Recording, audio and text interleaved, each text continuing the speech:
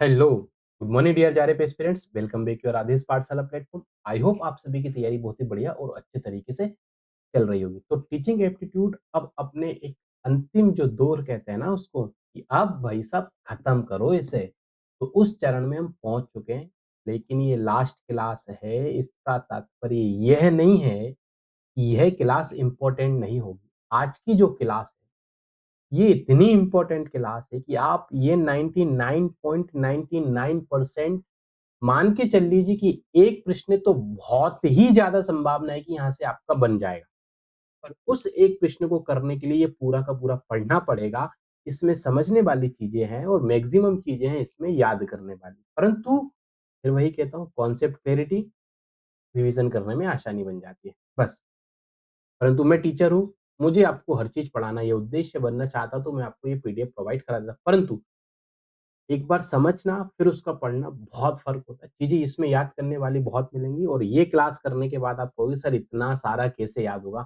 तो मैं कहूँगा करना पड़ेगा। कोई भी विकल्प नहीं है, करना पड़ेगा। ये कुछ टॉपिक्स ऐसे होते हैं प्रत्येक यूनिट पे जो हमको मैक्सिमम टू मैक्सिमम नंबर्स देते हैं। मैक्सिमम टू मैक्सिमम क्वेश्चन आने की बहुत ज़्यादा प्रोबेबिलिटी या संभावनाएँ रहती है। तो उनमें से मूक्स या एलएमएस, मैं आपसे बहुत सारी क्लासों में इन सब का ज़िक्र किया था। मैंने मूक्स और एलएमएस पढ़ेंगे। तो ये लास्ट का हमारा टॉपिक बचा हुआ था। आज का ये टॉपिक बहुत इम्पोर्टेंट है। हम कोशिश करेंगे इसको एक ही क्लास में कर लें, क्लास लंबी हो सकती है, नहीं तो फिर इसको 2 पार्ट में कर लेंगे। पर करेंगे आज ही खत्म करेंगे इसको, क्योंकि कल आईसीटी के हमारे कुछ टॉपिक्स रह गए थे। एमएस ऑफिस और एमएस ऑफिस के अंतर्गत हम सबसे ज़्यादा जोर देंगे एमएस एक्सेल पे। तो उनकी जो 2 क्लासें आईसीटी में रह गई थी वो मैं कल करवा दूँगा, ठीक है? तो फिर इसके बाद हम फिर हम नई जो है वो रिसर्च एप्टीट्यूड को उठा लेंगे। मैथ की अभी 2 क्लासेस और रही हैं, तो वो 2 क्लासेस, अभी ये फेस्टिवल का सीज़न है, आपको पता ही है, मैंने मैसेज किया था टेलीग्राम चैनल पे। बस समझ लीजिए आप सब भी उसमें बिज़ी रहेंगे, अभी फेस्टिवल आ जाएगा, 2-3 दिन आप लोग भी पढ़ाई नहीं करेंगे। परंतु मैं क्लासेस लेता रहूँगा, या तो पर डे 1 क्लास आएगी या 2 क्लासेस, तो 2 तो हमारी क्लासेस होती हैं। हम कोशिश करेंगे मैं ये रेगुलरिटी जो बनी रहे, जो 2-3 दिन में क्लास नहीं ले पाया था, ऑब्वियसली सफाई-सफाई में, पुताई-वुताई वगैरह में, इन सब में घर के कामों में थोड़ा व्यस्त था इस वजह से। परंतु अब ट्राई करेंगे हमारी क्लासेस कंटिन्यू बनी रहे। समय कम बचा है, कोशिश करेंगे। सिलेबस हमारा अभी ये एक अच्छी बात है कि हमारा जो एग्ज़ाम है वो 31 दिसंबर से स्टार्ट, यानी जनवरी में होने वाला है कुल मिला के। 31 को मैं हटा भी दूँ तो मान के चलिए, तो हमारे पास जो है एक अच्छा समय हमको मिल गया है। हमारा सिलेबस भी एक समय पे कंप्लीट हो जाएगा और हमें जो है 1 महीने का एडवांटेज जो मिला है, उस एडवांटेज में पूरा रिवाइज़न करेंगे और हम पीवाईक्यूज़, एमसीक्यूज़ उस महीने में मैं आपके लग पीवाईक्यूज़ भी अब मैं करवा दूँगा, आप निश्चिंत रहिए, ठीक है? उसके लिए अभी आप चाहें तो कहीं और से भी लगा लीजिए, आपकी चॉइस है, कोई फ़ोर्स नहीं है। आपको मुझसे समझ में आता है तो पढ़िए, अन्यथा विकल्प बहुत हैं आपके पास, क्लियर? तो चलिए आज का टॉपिक स्टार्ट करेंगे। क्या टॉपिक आता है हमारे पास ये देखिए। देखिए, अच्छा, इससे पहले एक छोटा-सा टॉपिक रह गया था। मैंने ये टॉपिक कुछ मिसलेनियस वाली हमने लास्ट क्लास की थी ना, उसी में से एक टॉपिक और ये था, करिकुलम वर्सेस सिलेबस क्या होता है? देखो, पाठ्यक्रम वर्सेस पाठ्य चर्चा कह लीजिए, यानी कि करिकुलम वर्सेस सिलेबस। तो पढ़ लेते हैं, सिंपल सी चीज़ है, समझने वाला थोड़ा-सा कॉन्सेप्ट है इसमें, तो इसको थोड़ा एक बार समझ के हम आगे बढ़ेंगे, कोई इश्यू नहीं है। ठीक है मेरे प्रिय विद्यार्थियों? चलिए, पहली बार आदेश पाठशाला पर आएँ तो भैया आदेश पाठशाला को कर लेना सब्सक्राइब, ठीक है? चैनल को करना लाइक, शेयर, सब्सक्राइब। चलिए, पाठ्य चर्चा यानी करिकुलम क्या होता है? तो पढ़ते हैं वो जो पहले पीपीटी में लिखा है, फिर हम इसको अपने हिसाब से समझेंगे, जितना हमको समझ में आ जाए आसान। देखिए, पाठ्य चर्चा एक व्यापक यानी कॉम्प्रिहेंसिव थ्योरी है, ठीक है? अवधारणा कह लीजिए इसको, या कह सकते हैं एक विचारधारा तो नहीं कह सकते, परंतु एक जो क्रियाकलाप है, एक जो करिकुलम है जो हम यूज़ करते हैं, किसी भी चीज़ को स्ट्रक्चर्ड वे में लेते हैं, उसका प्रारूप बनाते हैं। जब हम कॉन्स्टिट्यूशन बनाते हैं तो इसका भी एक प्रारूप, एक फ्रेमवर्क बनाता है। उसी प्रकार होती है पाठ्य चर्चा और एक होती है पाठ्यक्रम। लेकिन यहाँ लिखा है चर्चा, अर्थात डिस्कशन की बात होती है। परंतु दोनों में क्या डिफरेंसेस है, ये हम इसको समझेंगे। ये टीचर सेंटर्ड कौन-सी इसमें ज़्यादा है, स्टूडेंट सेंटर कौन-सी ज़्यादा फ़ोकस रहती है, उस पर हम बहुत ज़्यादा डिस्कस करने वाले हैं। तो देखिए, पाठ्य चर्चा एक व्यापक अवधारणा है। क्या लिखा है इसमें, पहली लाइन पढ़ लीजिए। पाठ्य चर्चा एक व्यापक अवधारणा है, जिसमें ना केवल विषय वस्तु यानी कि कंटेंट शामिल होती है, अपितु बल्कि विद्यार्थियों के सर्वांगीण विकास के लिए भी आवश्यक सभी गतिविधियाँ, अनुभव और शिक्षण विधियाँ भी सम्मिलित होती हैं। क्या लिखा? जो विद्यार्थी हैं, उनके ओवरऑल डेवलपमेंट की बात जब सर्वांगीण का वर्ड आ जाए ना, जैसे मैंने एनईपी 2020 में आपको बताया था, एक क्वेश्चन पूछा गया था, इतना ईज़ी क्वेश्चन था, लेकिन उसमें जो ऑप्शंस दिए थे वो इतने क्लोज़ दिए थे कि विद्यार्थी ये कन्फ्यूज़ हो गया कि इसमें लगा के क्या आना है। ओवरऑल डेवलपमेंट की बात की जाए, सर्वांगीण विकास के लिए आवश्यक जितनी भी आपके पास एक्टिविटीज़ होती हैं, एक्सपीरियंस और टीचिंग की जितनी भी मेथड्स होते हैं, वो सब के सब उसमें शामिल होते हैं। किसकी हम बात कर रहे हैं? अभी हम बात कर रहे हैं करिकुलम या पाठ्यचर्या। यह विद्यालय और विद्यार्थियों को प्रदान किए जाने वाले सभी अनुभवों का एक समुच्चय क्या होता है? एक समुच्चय होता है, एक कन्क्लूज़न होता है, एक निष्कर्ष कह लीजिए या सबको मिलाकर जो एक फाइनल अप्रोच आपके पास आती है, वह अप्रोच आपकी पाठ्यचर्या होती है। कैसे? अब देखो एग्ज़ाम्पल देंगे तो और समझ में आएगा। क्या-क्या कभी-कभी कुछ चीज़ें ना वर्ड से समझ में नहीं आती, परंतु जब उसमें हम एग्ज़ाम्पल को ले लेते हैं, तो वो हमें ईज़ी हो जाती है। ठीक है? क्या लिखा है? Curriculum is a broader term that a, encom encompasses not only the subject matter but also the all the learning experience methods and activities designed for the holistic development. ठीक है? Holistic development of the learner. ठीक है, वही सर्वांगीण विकास की बात हो रही। अब देखिए इसकी जो क्या लिखा है यहाँ पे, चाहे वे कक्षा के अंदर हो यानी चाहे वे क्लासरूम के आपके अंदर हो या ही चाहे वो क्लासरूम से बाहर हो, जितनी भी लर्निंग की जो प्रोसेस है वो सारी की सारी आपकी पाठ्य चर्चा में सम्मिलित होती है। देखो जैसे कि सह पाठ्यक्रम और सह अनुषंगिक गतिविधियां भी आती है, उदाहरण जैसे खेल से अनुषंगिक का तात्पर्य होता है। देखो एक होता है आपका जो किताबी वाला जो होता है पूरा का पूरा पाठ्यक्रम जो आपको एग्ज़ाम देना। फिर साथ ही कुछ और भी करिकुलम एक्टिविटीज़ होती हैं।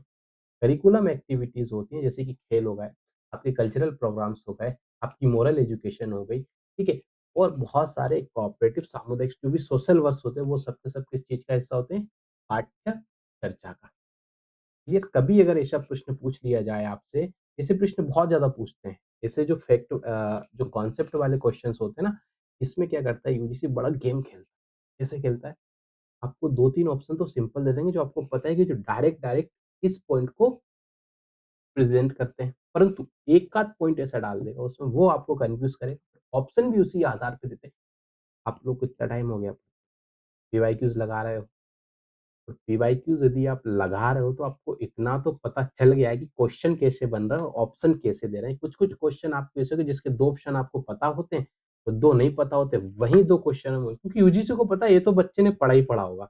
इससे तो मैं वो पूछूँगा ना जिसने ना पढ़ा हो। क्योंकि यही तो है ना परीक्षा आपको कितनी तैयारी की है, आपने कॉन्सेप्ट को कितना समझा है, यही तो परीक्षा ली जा रही है। और अब जो एग्ज़ाम्स के जो क्वेश्चन्स बन रहे हैं ये बहुत प्यारे क्वेश्चन्स आ रहा है, ताकि विद्यार्थियों को अपने सोचने पर, थिंक करने पर मजबूर होना पड़े। ताकि अच्छे प्रोफ़ेसर मिलेंगे, अच्छे रिसर्चर आएँगे निकल कर, ठीक है? चलिए और क्या बात की गई है, देखिए।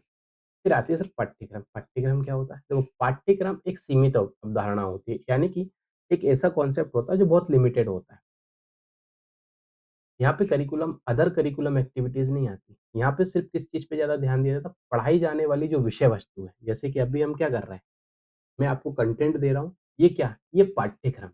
जैसे आपने यूजीसी का सिलेबस डाउनलोड किया, वो ही चीज़ आपका पाठ्यक्रम है। वहाँ फिर अदर एक्टिविटीज़ करिकुलम्स वहाँ नहीं मिलेंगे आप अर्थात केवल जो विषय या परीक्षा के अंतर्गत पढ़ाई जाने वाली है, ओनली सब्जेक्ट या आपके जो एग्ज़ाम्स ओरिएंटेड होते हैं, वो सब के सब चीज़ें आ जाती हैं किसमें? विषय या परीक्षा के अंतर्गत पढ़ाई जाने वाली विषय वस्तु, अध्यायों और टॉपिक्स की सूची को क्या करता है? वो रिप्रेज़ेंट करता है। यह आमतौर पर किसी परीक्षा का मूल्यांकन के उद्देश्य से बना है। ऑब्वियसली हमारे क्या होने वाला है? मूल्यांकन ही होगा ना कि हम एलिजिबल हैं या नहीं है। क्या लिखा है? हमारी एनटीए का फुल फॉर्म क्या है नेट का? नेट का फुल फॉर्म क्या है?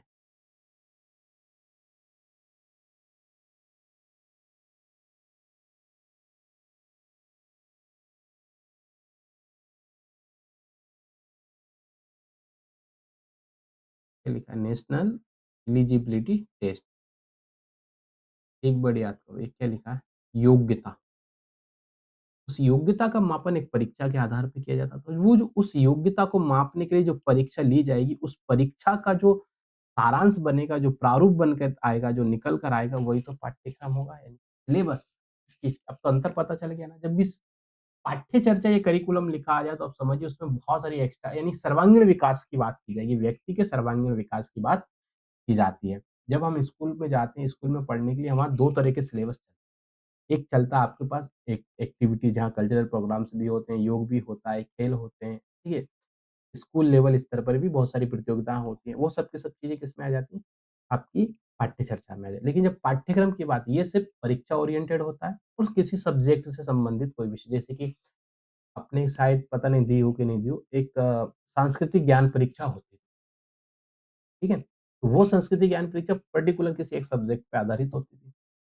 चलिए और ये हमारा जो एग्ज़ाम है ये भी तो सब अगर इसको मैं पेपर 1 को साइड कर दूँ तो पेपर 2 क्या है? सब्जेक्ट आधारित विषय कि आप अपने सब्जेक्ट के कितने ज्ञाता हैं।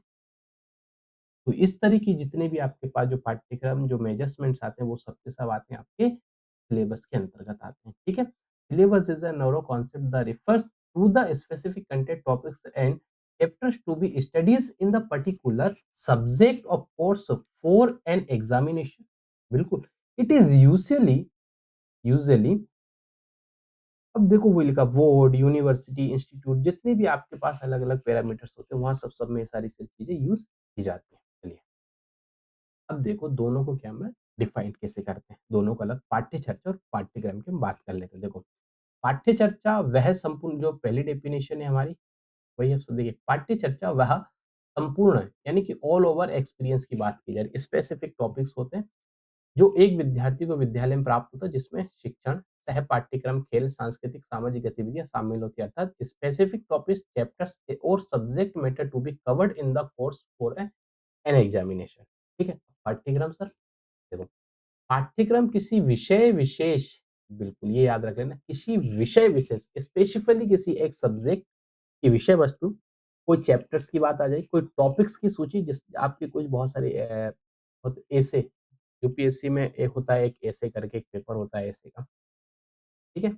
अब ये किसी एक टॉपिक दिया जाता है, उस टॉपिक पे लिया जाता है एग्ज़ाम, ठीक है? या बहुत सारी आपके पास ऐसे एग्ज़ाम्स होते हैं, वो किसी टॉपिक्स पे हो सकते हैं, किसी अध्याय पे हो सकते हैं, जिसे परीक्षा या कोर्स के लिए निर्धारित किया जाता है। क्लियर? समझ में आ रहा है आपको? चलिए, थोड़ा-सा आपका आज का जो क्लास है ना, आपको थोड़ा आगे चल के अभी थोड़ा-सा ना रुला देगा। क्यों? इतने सारे टाइप्स हैं, इतने सारे पैरामीटर्स आज पढ़ाने वाला हूँ, आज ये लगभग बहुत लंबी क्लास भी हो सकती है, या तो हम इसको 2 क्लास कर लेंगे, या एक ही क्लास में लंबा लेक्चर ले लेंगे 2.5 घंटे का। 2 घंटे भी हो सकते हैं, 1.5 घंटे में भी कंप्लीट हो सकता है क्योंकि ये लास्ट क्लास है और मैं चाहता हूँ आज इसको हम खत्म करें।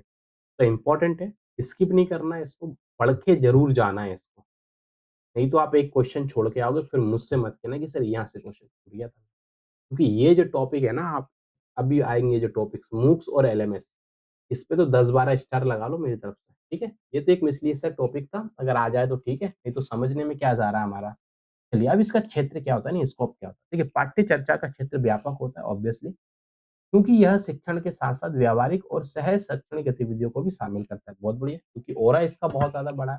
वहीं पाठ्यक्रम सिर्फ़ एक किसी विषय वस्तु पे बात करता है। उद्देश्य क्या होता है सर पाठ्य चर्चा का? पाठ्य चर्चा का उद्देश्य होता है विद्यार्थियों का ओवरऑल डेवलपमेंट या सर्वांगीण विकास करना। उनमें वह बौद्धिक, भावनात्मक, इन सामाजिक और नैतिक रूप से जितनी भी आपकी जो नॉलेज है, उनको विद्यार्थी का जो है चरित्र का विकास करना, व्यक्तित्व का विकास करने की बात की गई है। ठीक है? The aim of syllabus is to make student proficient in a particular subject of exam, ठीक है? Intellectual, emotionally, social and moral developments की बात इसमें किसमें पाठ्य चर्चा में की जाती है। फिर आते हैं हम सिलेबस, तो सिलेबस का उद्देश्य होता है किसी विद्यार्थी को परीक्षा विषय में उसको दक्ष बनाना होता है किसी पर्टिकुलर एक चीज़ में या किसी विषय वस्तु सब्जेक्ट हो जाएगी अन्य किसी चीज़ में। ठीक है? समझ में आ रहा है इतना? अब आपको समझ में आ रही हैं दोनों। वो भी आप नहीं करो ना सिंगल-सिंगल, ये टेबल पढ़ के चले जाना काम बन जाएगा। ठीक है? पाठ्य चर्चा शिक्षा बोर्ड, आयोग, संस्था, नीति के अनुसार बनाई जाती है ऑब्वियसली। जैसे कि एमपी बोर्ड हो गया आपके जितने भी आपके सीबीएसई की जो भी बोर्ड्स एग्ज़ाम्स होते हैं, वो सब कौन तय करता है उसको? हमारे यूजीसी का जो सिलेबस है इसे कौन तय करता है? अभी इनमें अंतर आप समझ लो। पाठ्यक्रम में आती है पाठ्य चर्चा कौन देखो पाठ्य चर्चा शिक्षा बोर्ड, आयोग या संस्थान की नीति के अनुसार यानी प्लानिंग के अकॉर्डिंग टू बनाई जाती है, जैसे कि एजुकेशनल बोर्ड्स होते हैं, स्पेसिफिक जो भी आपका कोई सब्जेक्ट यूनिवर्सिटीज़ के माध्यम से। पाठ्यक्रम विश्वविद्यालय या बोर्ड द्वारा प्रत्येक विषय के निर्धारित किया जाता है। ठीक है? चलिए और भी है लचीलापन, फ्लेक्सिबिलिटी मिलेगी आपको। किस चीज़ में मिलती है फ्लेक्सिबिलिटी आपको? पूछा जाए कि फ्लेक्सिबिलिटी कहाँ मिलती है? पाठ्य चर्चा में या पाठ्यक्रम में, सिलेबस में या करिकुलम में? तो आपका आंसर होना सर करिकुलम बहुत ज़्यादा फ्लेक्सिबल होता है अकॉर्डिंग टू सिलेबस। व्हाई? देखिए, क्यों? क्योंकि ये डायनामिक होती है, गतिशील होती है, ठीक है? जो समाज, तकनीक और शिक्षा में परिवर्तन के अनुसार इसको क्या कर सकते हैं हम बदल सकते हैं। जैसी समाज की माँग होगी, जैसी तकनीक आधारित माँग होगी, जितनी भी ज़्यादा आपकी सोशल रिक्वायरमेंट्स होती हैं, उस आधार पर हम पाठ्य चर्चा को चेंजेस कर सकते हैं। परंतु पाठ्यक्रम में क्या देख पाठ्यक्रम क्या होता है, एक बार स्थिर होता है, मेज़रमेंट होते हैं चेंजेस ऐसा नहीं है। उसमें आयोग बोर्ड को लगता है कि अभी ये टॉपिक को हटाना है। जैसे कि एनसीईआरटीज़ में कुछ टॉपिक्स को हटाया गया है इस बार, ठीक है? एनसीईआरटी मैंने पढ़ा था हायर एजुकेशन में आपको क्या है, एनसीईआरटी ने अपनी बुक से कुछ यूनिट्सों को हटा दिया कि वो रिलेवेंट नहीं है। तो इस टाइम पे सिलेबस चेंज लेकिन यहाँ पे नीड ऑफ एक्सचेंज होता है, सॉरी नीड ऑफ चेंज होता है, not exchange, need of change की जाती है। वाया? क्यों? Required to social, technical and जो भी आपको इवोल्यूशन लेकर आना है हमारी टीचिंग मेथड उसके अकॉर्डिंग चेंजेस की जाती हैं। जैसे कि एनईपी 2020 से पहले पढ़ाने का तरीका वही था, जो पहले से हम पढ़ते आ रहे थे सदियों तरीके से, अंग्रेजों के समय से पढ़ते आ रहे थे, वही तरीका चल रहा था, ठीक है? बहुत सारा तो पाठ्यक्रम भी पहले जैसा था। लेकिन सिलेबस में लेकिन जब एनईपी 2020 आया, हायर एजुकेशन में हम एनईपी पढ़ चुके हैं आप, ठीक है? निश्चिंत रहिए, अच्छे से रिकॉल होगा हमने क्या-क्या पढ़ा था, एनईपी में क्या चेंजेस। तो एनईपी 2020 में हमने तरीका बदला, हम 4 ईयर इंटीग्रेटेड कोर्स लेकर आए, हम वोकेशनल सब्जेक्ट लेकर आए, बहुत ज़्यादा उस पे हमने जोर दिया और हमने सिर्फ हायर एजुकेशन में नहीं, हमने नीचे ग्राउंड लेवल जो हमारी स्कूलिंग होती है, हमने स्कूलिंग से हमने वो चीज़ें चेंजेस कर दी।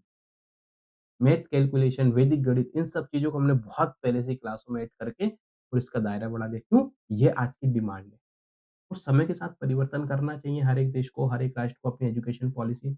हो सकता है आज से 10 साल बाद, 20 साल बाद, 25 साल बाद, 40 साल बाद फिर एक नई एजुकेशन में समय की माँग एआई आधारित एजुकेशन हो जाएगी। अभी एआई बढ़ने लगा, अब एआई होगा। अभी जितने भी क्लासरूम हैं आपको अभी तो धीरे-धीरे बड़े-बड़े जो महँगे-महँगे स्कूल होते हैं तो वहाँ तो थोड़ा-सा आपको टेक्नोलॉज़ी देखने को मिलेगा, लेकिन जो छोटे हिंदी मीडियम वाले स्कूल होते हैं या अन्य क्षेत्रीय भाषा के स्कूल होते हैं, छोटे स्कूल होते हैं, गवर्नमेंट के तो हम करेंगे ही नहीं बात, ठीक है? मॉडल स्कूल होते हैं, एक आध सीएम राइज़ वगैरह इसमें पीएम राइज़ वगैरह इनमें ही मिल जाएगी फैसिलिटीज़ अन्यथा नहीं मिलती हमको। तो आने वाले समय में ये परिवर्तन हमको देखने को मिल सकते हैं, तो फिर चेंजेस आएँगे। तो यही बात की जाती है कि पाठ्य चर्चा में जो होता है समय, तकनीक, परिस्थितियों के आधार पर माँग के अनुरूप उसमें परिवर्तन किया जाता है। परंतु सिलेबस में क्या होता है, सिलेबस में आप बात करोगे तो परीक्षा या सत्र समाप्त होने पर ही बदली जाती है, ठीक है? जबकि यहाँ चीज़ें आप बीच में परिवर्तित चीज़ें होती रहती हैं, ठीक है? चलिए, अब बात करते हैं फ़ोकस किस चीज़ पे रहता है। वही पाठ्य चर्चा में पूरा का पूरा फ़ोकस व्यक्ति संपूर्ण व्यक्तित्व के विकास और अनुभवात्मक अधिगम यानी लर्निंग प्रोसेस पे रहता है। इसका और जबकि सिलेबस में किसी एक विषय वस्तु का रहता है। मूल्यांकन कैसे होता है? पाठ्यक्रम में सतत और समग्र मूल्यांकन पर बल दिया जाता है, ठीक है? सतत और समग्र मूल्यांकन पर बल दिया जाता है, जबकि यहाँ किसी विषय परीक्षा अंकों के माध्यम से आप याद करो हमने कुछ एक चीज़ पढ़ी थी, फॉर्मेटिव असेसमेंट और समेटिव असेसमेंट। ये पॉइंट वहाँ का वहाँ शिफ्ट हो जाएगा पूरा। फॉर्मेटिव और समेटिव असेसमेंट लगा लो यहाँ, ठीक है? फिर हम बात करेंगे नेचर क्या होता है। पाठ्य चर्चा जो होती है, अच्छा मैं पेन से कर दूँ आपको? अरे! आपको ऐसा नहीं लगे वरना नींद आ जाएगी ना ऐसे देखा कोई एक्टिविटी होता रहनी चाहिए क्लास में। पाठ्य चर्चा एक प्रक्रिया है जो शिक्षक के सभी पहलुओं को जोड़ती है, शिक्षा के सभी पहलुओं को कवर करती है। जबकि पाठ्य चर्चा क्या है? एक डॉक्यूमेंट्स है जो केवल अध्ययन सामग्री का विवरण देता है। ठीक है? चलिए, अब ये तो समझने की आवश्यकता ही नहीं है, सब कुछ समझ चुके हैं। एक उदाहरण भी दिए हैं देखो सीबीएसई, एनसीटी द्वारा तैयार किया गया संपूर्ण शैक्षणिक डाटा जिसमें सभी विषयों, गतिविधियों और मूल्यों का समावेशन होता है। सीबीएसई का कक्षा 10 के अंग्रेजी विषय का सिलेबस जिसमें अध्यायों की सूची और कविता का संग्रह दिया गया है। एग्ज़ाम्पल दिए, ये पाठ्यक्रम कहलाएगा। ठीक है? खत्म। चलें, तो ये था हमारा एक छोटा-सा टॉपिक पाठ्य चर्चा बनाम पाठ्यक्रम, करिकुलम वर्सेस सिलेबस तो रह गया था। इसको हमको वहाँ पढ़ना था जब मेथड्स पढ़ रहे थे ना टीचिंग के, वहाँ हमको ये पढ़ना था, वहाँ हमारा स्किप रह गया था। कोई नहीं, देर आए दुरुस्त आए, समझ में आ जाने चाहिए। वैसे भी एग्ज़ाम में कौन-सा सिस्टमैटिक क्वेश्चन्स आएँगे, वो तो कहीं से भी उठा के पूछ लेगा। तो जिस घड़ी का था हम सबको इंतज़ार इतने समय से वो आ गई है अब जस्ट 2 मिनट बाद हम स्टार्ट कर ही रहे हैं इसको। तो बढ़िया एकदम तैयार होके बैठ जाना, पानी-वानी की बोतल पास में रख लो।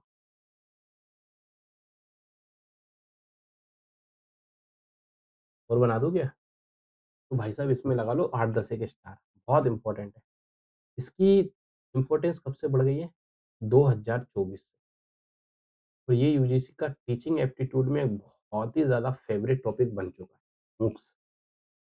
बहुत ज़्यादा फ़ेवरेट टॉपिक है, मूक्स हो गया और एलएमएस हो गया, लर्निंग मैनेजमेंट सिस्टम और एक मूक्स। सबसे पहले तो इसकी आपको फुल फॉर्म याद कर लेना है, ठीक है? लिख लो इसको भैया, जो शॉर्ट नोट्स तो बना रहे होंगे ना, शॉर्ट नोट्स बना लेना। देखो ये आपकी एक्स्ट्रा एक्टिविटीज़ कह लीजिए, एक्स्ट्रा करिकुलम एक्टिविटीज़ कह लीजिए आप इसको। यही चीज़ें, यही ये जो छोटी-छोटी चीज़ें होती है ना, शॉर्ट नोट बनाना, अलग से अपने की पॉइंट्स निकालना, यही तो आपको आपके एग्ज़ाम में सफलता के, वरना पीएचडी वाले, नेट वाले तो भरे पड़े हैं, बट जेआरएफ सिर्फ़ 1% से कम का होता है। उस जेआरएफ जेआरएफ के उसमें नंबर में हमको हमारा नाम आना है उस लिस्ट में, हमको ये चाहिए। वो कैसे आएगा? वो आता है आपके एक्स्ट्रा एफर्ट के कारण। जब तक आप एक्स्ट्रा एफर्ट नहीं लगाओगे, पीवाईक्यूज़ आप नहीं लगाओगे, एमसीक्यूज़ आप नहीं लगाओगे, तब तक हम ये कैसे सोच सकते हैं कि हम चीज़ों को कवर कर लेंगे? पॉसिबल ही नहीं है यार, ठीक है? मूक्स का पहले फुल फॉर्म देख लो क्या होता है? इसका पूरा नाम होता है मैसिव ओपन ऑनलाइन कोर्सेज़। अब हिंदी में विशाल मुक्त ऑनलाइन पाठ्यक्रम, ठीक है? इंग्लिश में याद रखना, हिंदी हिंदी के नामों के चक्कर मत पड़ना जहाँ मैं बोल दूँ, ठीक है ना? मैंने पहले ही कहा है अपन ने, हिंदी बनाम इंग्लिश की जो लड़ाई है वो चलती रहेगी, वो कभी खत्म नहीं होने वाली, ठीक है? वो होगी सिर्फ़ आपकी एक्स्ट्रा मेहनत से, आपकी एक्स्ट्रा एफर्ट से हो पाएगी, अन्यथा उसके लिए कोई दूसरा विकल्प नहीं है, ठीक है? चलिए आगे बढ़ते हैं, क्या लिखा है? देखो, मूक्स जो होते हैं एक ऐसे ओपन लाइन कोर्स हैं, जिन्हें कोई व्यक्ति कहीं से भी निःशुल्क या न्यूनतम शुल्क पर प्राप्त कर सकता है। जैसे कि स्वयं और स्वयंप्रभा क्या है, ये निःशुल्क है, ये भारत सरकार द्वारा चलाए गए प्लेटफ़ॉर्म है। स्वयं किस पर चलते हैं? ये डीटीएच के चैनल्स है सर। स्वयं, स्वयंप्रभा, स्वयं प्लस, ये बहुत सारे ऐसे डीटीएच के चैनल्स होते हैं जो निःशुल्क मिलते हैं। कुछ वेबसाइट्स पे काम करते हैं, वो उसके पर्टिकुलर किसी प्लेटफ़ॉर्म पे जाना पड़ेगा। यूट्यूब भी क्या है? एक मूक्स है, तो यहाँ पे ऑनलाइन एजुकेशन मुफ्त में मिल रही है आपको। किसी कोचिंग का आप एप्लीकेशन परचेज़ करते हो, वे भी तो एक मूव्स ही है ना। ओ, जैसे कि आप मुझसे भी पढ़ रहे हो, आप यूट्यूब से पढ़ रहे हो, मान के चलिए मेरा एप्लीकेशन होता है, राधेश पाठशाला एप्लीकेशन आप अपने फ़ोन में डाउनलोड करते, वहाँ जो भी उस कोर्स का एक फ़ी अमाउंट होता है, आप फ़ी पे करते, आप सीधे लाइव एक्सेस करते, क्लासेस मिलते, नोट्स सब आपको वहाँ मिलती। अभी तो ये निःशुल्क हम कर रहे हैं, तो अभी नहीं, निःशुल्क नहीं कहेंगे, अब जैसे हम यूट्यूब पे ही पढ़ रहे हैं, तो यूट्यूब पे हमको क्या करना है, सारी चीज़ें ये सबके लिए कि पब्लिकली ओपन रहे, कि कोई भी चा लेकिन आपने देखा होगा यूट्यूब पर भी, जैसे कि कुछ चीज़ें वो पैसे दे के, हम प्राइम सब्सक्रिप्शन लेना, उस पे प्राइम उसको पे करना होता है, तो वो चीज़ हम देख पाते हैं। ये जो उसका चैनल का ओनर है, वह जो सामग्री उस पर कंटेंट है वह डाल रहा है, ये उसकी विवेक पर निर्भर है, उसे ये सबके लिए ओपन एक्सेस देना है, फ्री एक्सेस देना है या उसका कुछ चार्ज करना है। ये यूट्यूब पर भी अवेलेबल है, अन्य एप्लीकेशन पर। तो यही हम पढ़ने वाले हैं, लेकिन हम ये टीचिंग से रिलेटेड कुछ मैसिव ऑनलाइन ऑफर्स को समझेंगे। देखो, इसमें से कुछ चीज़ें हम बहुत अच्छे से हायर एजुकेशन में समझ चुके हैं, तो ओवरलैप भी होगा ये सब। क्या होगा मेरे प्रिय विद्यार्थी? ओवरलैपिंग सब्जेक्ट टॉपिक्स हैं, जिन्होंने आप में से हायर एजुकेशन में इसको बेहतर समझा है ना, ऐसे कुछ मूक्स हमने डायरेक्ट नहीं पढ़ा है, परंतु पढ़ा है हमने, मूक्स को भी हमने वहाँ पढ़ा है। तो यदि आपने वहाँ समझा, इसको यहाँ आपको और अच्छे से समझ में आ जाएगा, ठीक है? देखो, इसी से रिलेटेड है एलएमएस। पहले हम जब मूक्स पढ़ लेंगे ना, तो आपको एलएमएस अच्छे से समझ में आ जाएगा। देखो, इनका उद्देश्य क्या होता है, जितनी भी हमारे हायर एजुकेशन को सभी के लिए क्या बनाना है, सुलभ बनाना, तो ईज़ी बनाना होता है। आसानी, सुलभ का तात्पर्य होता है ईज़ी वे में किसी को भी हर तरह का जो शिक्षा से रिलेटेड वो कंटेंट उपलब्ध हो जाए। फ्री एक्सेस, अभी विशेषताएँ आएँगी, एक्सेस उसको आसानी से मिल जाए, वो फ्री हो सकता है, पे भी हो सकता है, ठीक है? वो कहीं से, अब जैसे कि मैं कहाँ से पढ़ा रहा हूँ, अब आप में से बहुत से बच्चे मुझे असम से देखते हैं। असम में कोई बच्चा कहाँ बैठा होगा, पता नहीं है किसी को। आप में से बहुत से बच्चे उत्तराखंड से हैं, हरियाणा से हैं, राजस्थान से, हिंदी बेल्ट के लगभग आप सभी राज्यों से हमारी मेरी ये क्लासेस से आप जुड़े हुए हैं, ठीक है? अब ये कैसे एक्सेस, ये हो रहा है मूक्स के कारण। इंटरनेट है, अब इंटरनेट आईसीटी में पढ़ चुके हैं पूरा। देखो, हमने जो पढ़ा है ना पेपर 1 में, हमने सब कुछ अपने सराउंडेड ही पढ़ा है। कुछ अलग नहीं है इसमें पढ़ने के लिए, बस उसमें क्या एक उसके क्या करते हैं कीवर्ड्स दे दिए गए हैं, एक डेफिनिशन डिफाइन कर दी गई है, वो सब इसमें चीज़ें हमने तय कर दी, ठीक है? चलिए, MOOCs के माध्यम से अच्छा इसमें वीडियो लेक्चर्स होते हैं, क्विज़ेज़ होती हैं, क्विज़ेज़ मतलब जो आप एमसीक्यूज़, पीवाईक्यूज़ दिए जाते हैं, ऑप्शंस क्यूज़ हम लगाते हैं ना, कौन बनेगा करोड़पति टाइप की, ठीक है? असाइनमेंट्स बिल्कुल और इंटरैक्टिव डिस्कशन फोरम भी शामिल होता है। लाइव डिस्कशन पे मैं आ जाऊँगा, क्या होगा? इंटरैक्टिव डिस्कशन फोरम शामिल होता है। MOOCs के माध्यम से विद्यार्थियों को विश्व के श्रेष्ठ विश्वविद्यालयों और शिक्षकों से सीखने का अवसर मिलता है। पहले क्या था, अब हम पारंपरिक एजुकेशन सिस्टम हमने हायर एजुकेशन में पढ़ा था। क्या था? आपको पर्टिकुलर किसी एक जगह पे मान लीजिए मुझे नालंदा से पढ़ना है। मुझे कहाँ जाना पड़ेगा सर? पटना जाऊँगा मैं। पटना से फिर मैं कहाँ नालंदा पहुँचूँगा। यानी बिहार जाना पड़ेगा मुझे। उस समय अलग 16 महाजनपदों में बँटा हुआ था भारत। तो वहाँ से जाना पड़ेगा मुझे कैंपस में परीक्षा देनी पड़ेगी, मुझे एडमिशन मिलेगा, रूल रेगुलेशन फ़ॉलो करना पड़ेगा, जो संस्कार होते हैं हम पढ़ चुके हैं, पहले क्या-क्या संस्कार होते थे, उन सब से गुज़रने के बाद मुझे जब वो एडमिशन की प्रोसेस फिर मुझे वहीं रहना पड़ेगा कितने सालों तक, वहाँ रह के मुझे अध्ययन करना पड़ेगा। लेकिन आज नहीं आवश्यकता आपको, नहीं वहीं जाने की आपको। नालंदा आज भी सेंट्रल यूनिवर्सिटी बन चुकी है, तो फिर से हमने पढ़ चुके हैं कि बहुत सारे भारत के अलावा भी सिंगापुर, बहुत सारी जो बुद्धिस्ट कंट्रियाँ हैं और जो बुद्धिस्ट रिलीजन को फ़ॉलो करती हैं, उन सबके सहयोग से नालंदा को फिर से विकसित किया जा रहा है। ठीक है, भारत सरकार सबके सम्मिलित रूप से और अभी नया कैंपस भी लॉन्च हुआ है वहाँ का, ठीक है? तो मेरी बात सुनिए आप, मूक्स में और यहाँ फ़र्क क्या पड़ गया? लेकिन आज अब क्या हो गया, अब ऑनलाइन ओपन कोर्सेज़ उपलब्ध हो गए हैं। यहाँ सिर्फ़ कोर्सेज़ की बात रही, ऑनलाइन ओपन कोर्सेज़ में बहुत सारे कोर्सेज़ दिखाऊँगा आपको, अलग-अलग संस्थानों के द्वारा कराए जा रहे हैं, ठीक है? मैं क्या करूँ नाम पढ़ देंगे और समझते हुए चलेंगे सब। बस ये आप समझ लो ऐसे कुछ-कुछ क्वेश्चन सीधे-सीधे फेंक में मिले। लेकिन आज क्या है? आज आपको यूजीसी नेट जेआरएफ पेपर 1 की तैयारी करने के लिए भोपाल, इंदौर, दिल्ली, बड़े-बड़े शहरों में जाने की आवश्यकता नहीं है। आज आपने क्या करना है सर, आपके मोबाइल में अब तो 5G अनलिमिटेड है सर, जियो की सिम ले लो 5G अनलिमिटेड चलता है। वाई-फाई लगा होगा घर पर, अनलिमिटेड नेट यूज़ करो। आपको वो नेट करना है, सिम लेना है, एक अच्छा-सा मोबाइल लेना है, आपके पास लैपटॉप होगा, आपके पास टैबलेट होगा, आपके पास डेस्कटॉप होगा, तो एलईडी टीवी होती है उससे कनेक्ट करिए, उसपे भी जो हमारी एंड्रॉइड टीवीज़ होती है, उसपे आप क्लासेस देख सकते हैं। ठीक है, डायरेक्ट यूट्यूब उसपे चलता है अब तो। किसी भी माध्यम से आप घर पे बैठ के सीधा-सीधा एक्सेस ले सकते हो आप। आवश्यकता नहीं कहीं जाने की आपको। पहले आपको जाना पड़ेगा, उसमें खर्च ज़्यादा लगता था, आपको रहने का खर्च नहीं का अब घर बैठ के कुछ नहीं करना बढ़िया घर का शुद्ध खाना मिल रहा है खाने के लिए, घर में बैठ के पढ़ रहे हैं, परिवार के साथ रह रहे हैं, मानसिक स्थिति भी अच्छी बनी, प्रेशर नहीं है। तो ये सारी चीज़ें MOOCs से क्या हो गई हैं, आसान हो चुकी हैं। MOOCs में दोनों आते हैं, फ्री और पेड दोनों कोर्सेज़ आ जाएँगे। जैसे हमारा भी अब यूट्यूब पे है तो निःशुल्क है सर, अगर यही कोर्स मैं एप्लीकेशन पे लॉन्च करता, तो आपको जो भी मैं फ़ी रखता हूँ, वो फ़ी आपको पे करना पड़ता, आपको एनरोलमेंट लेना पड़ता वहाँ और आप एक्सेस ले सकते थे हमारी सभी क्लासेस का, ठीक है? चलिए, अब हम आगे बात करते हैं। क्या हो गया भाई, स्लाइड क्यों नहीं चल रही है? 1 मिनट, कुछ इश्यू आ गया। हाँ, चलिए। अब हम बात करते हैं इसकी फीचर्स की MOOCs की।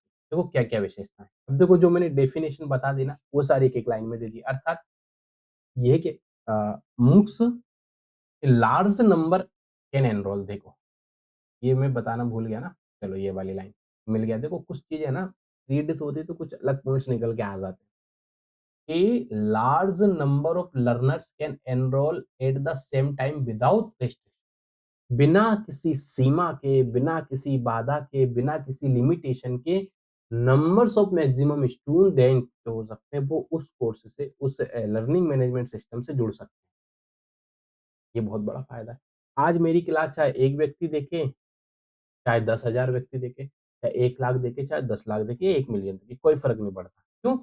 सभी के पास ओपनली ईज़िली आपके पास एक्सेस मिल जाता है, कोई लिमिटेशन नहीं है। अब ऑफ़लाइन क्लासेस में क्या होता था सर पहले, पारंपरिक ज्ञान में?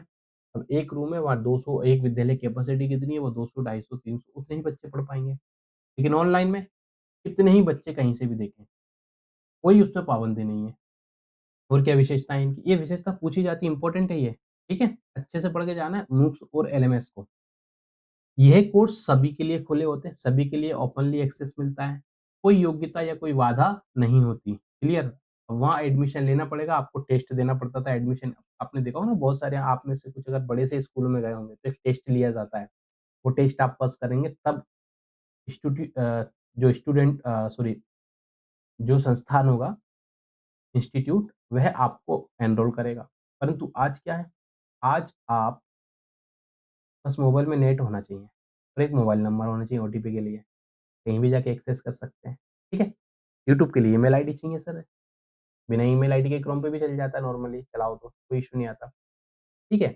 अब हम बात करते हैं ऑनलाइन। यह पूर्णतः इंटरनेट पर आधारित शिक्षा होती है अर्थात entire delivered through the internet. जिस पे भी सिर्फ आप इंटरनेट के माध्यम से आप सारा का सारे सामग्री जो कंटेंट है वह प्राप्त कर सकते हैं सर। और क्या बात है? इसमें विषयवार कोर्स होते हैं जो निश्चित अवधि और मॉड्यूल में विभाजित होते हैं। Courses are structured by the लिख के लिखा है पढ़िए एक बार फिर से। Courses are structured by subject and divided into modules or weeks। अर्थात जितनी भी आपकी जो कोर्सेज होते हैं वे एक निश्चित लिमिटेशन जैसे कि अपना जो लेक्चर होते हैं एवरेज 1 घंटे का हमारा लेक्चर रहता है कभी इस समय कभी 40-45 मिनट 47 मिनट से भी कुछ कुछ लेक्चर्स हमने किए हैं कभी 1 घंटे से ऊपर भी हमारा तो नॉर्मली एवरेज एक ड्यूरेशन होती है उसमें हम लेक्चर अपने लेते हैं ठीक है और हमने इसको बहुत सारे मॉड्यूल में विभाजित किया हुआ अलग अलग समय सीमा में विभाजित किया अलग अलग मॉड्यूल्स टाइप्स में हमने विभाजित किया अपने पाठ्यक्रम को क्लियर अब देखिए नेक्स्ट आता है सेल्फ पास लर्निंग अर्थात विद्यार्थी अपनी सुविधा के अनुसार अध्ययन कर सकते हैं learners can study at their own pace and time तो ये मैंने अभी बात की थी आपसे समझाई थी डेफिनेशन में परीक्षा क्विज और प्रमाण पत्र की सुविधा यानी असेसमेंट एंड सर्टिफिकेशन ये जो अब जो सिंगल वर्ड है ना आप इनको भी पढ़ लिया करें डेफिनेशन अब क्या लिखा ये वर्ड आप अब देखो ये जो अब मान के चलो आपने इतना कुछ नहीं पढ़ना ये समझ लिया आज की क्लास में अब जब रिवीजन करोगे ना तो फास्ट रिवीजन करना होता है 10 यूनिट 20 यूनिट दोनों पेपर की कैसे करोगे एक एक पॉइंट ये याद कर लिया करो क्यों अगर समझ लोगे ये पॉइंट अब इतना पढ़ने की आवश्यकता नहीं सारी दिमाग में सारी चीजें फिट है मेसिव है अर्थात लार्ज नंबर मिलेगा सर ओपन है पब्लिक एक्सेस मिल जाता है ऑनलाइन पता है कोर्स क्या है सर इस तरह का कोर्स रहता है सेल्फ पास लर्निंग होती है सब चीजें आ जाती है ठीक है असेसमेंट सर्टिफिकेशन मिल जाएगा एक ग्लोबल एक्सेस एक पॉइंट आता है क्या है ग्लोबली एक्सेस वही उसी का है मेसिप का ये पार्ट कह लीजिए विश्व के किसी भी हिस्से से विद्यार्थी जुड़ सकते हैं ट्रू ना विश्व के किसी भी अब आपको कोई मान ली कोई टीचर होगा किसी भी तरह का कहीं से भी पढ़ा रहा होगा, चाहे वो हार्वर्ड से पढ़ा रहा हो, चाहे ऑक्सफोर्ड से पढ़ा रहा हो, लेकिन उसने अगर अपना कोर्स इंटरनेट पर अवेलेबल किया है, तो कोई भी कहीं से वह कोर्स को एक्सेस कर सकता है। फ़ी होगा तो फ़ी पे करेंगे, फ्री होगा तो फ्री एक्सेस कर लेंगे। तो ये भी आप ग्लोबली एक्सेस इसमें मिल जाता है, ऐसे पॉइंट दिए जाते हैं। अब ये जो पॉइंट लिखे हैं ना 1, 2, 3, 4, 5, 6, 7 इस तरह के जो पॉइंट दिए जाते हैं, फिर पूछने में से कौन-सा है, कौन-सा नहीं है। चलिए हटाइए इनको जो सत्य और असत्य बताइए इनमें से, ऐसे प्रश्न पूछे जाते हैं। आप लोग पीवाईक्यूज़ लगा रहे हैं, आपसे बेहतर कौन बता पाएगा? ये चीज़ें आपके सामने आ रही होंगी, तो इस वे में आपको तैयारी सिर्फ़ हमको पढ़ना नहीं है यार, पढ़ने तो लाखों बच्चे पढ़ रहे हैं, नहीं निकाल पाते सारे, पर पढ़ना ऐसे है, जो एग्ज़ाम की डिमांड है, जो एग्ज़ाम की माँग है, वह क्या चाहता है हमसे, हमें वो नहीं करना है जो हम चाहते हैं, हमें वो करना है जो एग्ज़ाम माँग रहा है हमसे। बस इतना जिस दिन आपने अंतर समझ लिया ना, आपने फ़र्क देख लिया ना, आपकी तैयारी का जो वे है, जो पाथ है ना, एकदम सही डायरेक्शन में चलेगा और जो आपको जेआरएफ तक लेकर जाएगा। लिटरली बता रहा हूँ मैं आपको। ये चीज़ फ़ॉलो अगर आपको ये चीज़ जिस भी दिन आपके वो समझ में आ गई ना ये चीज़, आप जीत जाओगे ये रेस। ठीक है? चलिए, ऑब्जेक्टिव शिक्षा का लोकतंत्रीकरण करना है। ठीक है? गुणवत्तापूर्ण शिक्षा उपलब्ध कराना यानी क्वालिटी एजुकेशन की बात की जा रही है। आजीवन लाइफ लॉन्ग लर्निंग की बात की जा रही है और जितने भी आपके जो होते हैं क्या तकनीकी माध्यमों से शिक्षा का विस्तार स्वाभाविक है जब ऑनलाइन है तो इंटरनेट पर तो तकनीक के माध्यम से एजुकेशन का भी हाँ, उद्देश्य की बात की जा रही है तो शिक्षा का क्या करना है हमको विस्तार करना है। अभी हमने इग्नू भी तो ओपन किया, इग्नू भी तो इसी का पार्ट है हमारा। हमारे जितने भी हमने ओपन यूनिवर्सिटी वो भी तो इसी का एक पार्ट ठीक है। अब आप कहोगे सर पार्ट है मतलब इग्नू बहुत सारे ऐसे कोर्स कराती है जो इंटरनेट पर है। आप याद करो मैंने स्वयं बताया होगा स्वयं प्रभा के मैंने कुछ चैनल बताए थे आपको वो इग्नू संचालित करती है। क्लियर? चलिए और अभी पढ़ेंगे टेंशन मतलब बहुत आने वाला है। अब लाभ क्या मिलेगी इससे तो देखो सर सुगमता होती है, एक्सेसिबिलिटी की बात की जा रही है, एक्सेसिबिलिटी की बात की जा रही है सर। अर्थात MOOCs इंटरनेट कनेक्शन वाले किसी भी विद्यार्थी को स्थान या आर्थिक स्थिति की परवाह किए बिना शिक्षा तक पहुँच प्रदान करते हैं। यह इस प्रकार से शिक्षा की पारंपरिक वही बातें हैं जो हमने डेफिनेशन में पढ़ी थी। Books provide access to education to anyone with an internet connection बिल्कुल ठीक है, regardless of location of financial status, thus removing traditional barriers to learning. जितने भी बैरियर्स पुराने सबको तोड़कर सबके लिए है। कोई गरीब नहीं, कोई अमीर नहीं, अगर थोड़ा-सा बस आपको सुविधा वो चाहिए, आपके पास डिवाइस हो, अच्छा इंटरनेट मिले, एक्सेस कर सकते हैं सर कोई भी। फिर आप चाहे आईएएस के बेटे हो, चाहे किसी मज़दूर के बेटे हो, बस एक सस्ता स वो आईएएस वाला आईफ़ोन में देखेगा, तो गरीब मज़दूर का बेटा होगा, दे एक छोटा-सा 7-8 हज़ार का किसी भी एंड्रॉइड फ़ोन में देख लेगा। कोई फ़र्क नहीं है, कंटेंट तो वही मिलना है। वही राधे सर का लेक्चर मज़दूर का बेटा सुन रहा होगा, वही राधे सर का लेक्चर कोई अन्य बड़ा विद्यार्थी सुन रहा होगा। ये आप लोगों के बीच विभाजन नहीं कर रहा हूँ, मैं बता रहा हूँ आपके लिए ये क्यों इसमें क्या एक्सेसिबिलिटी हमको सबको मिल रही है। क्लियर?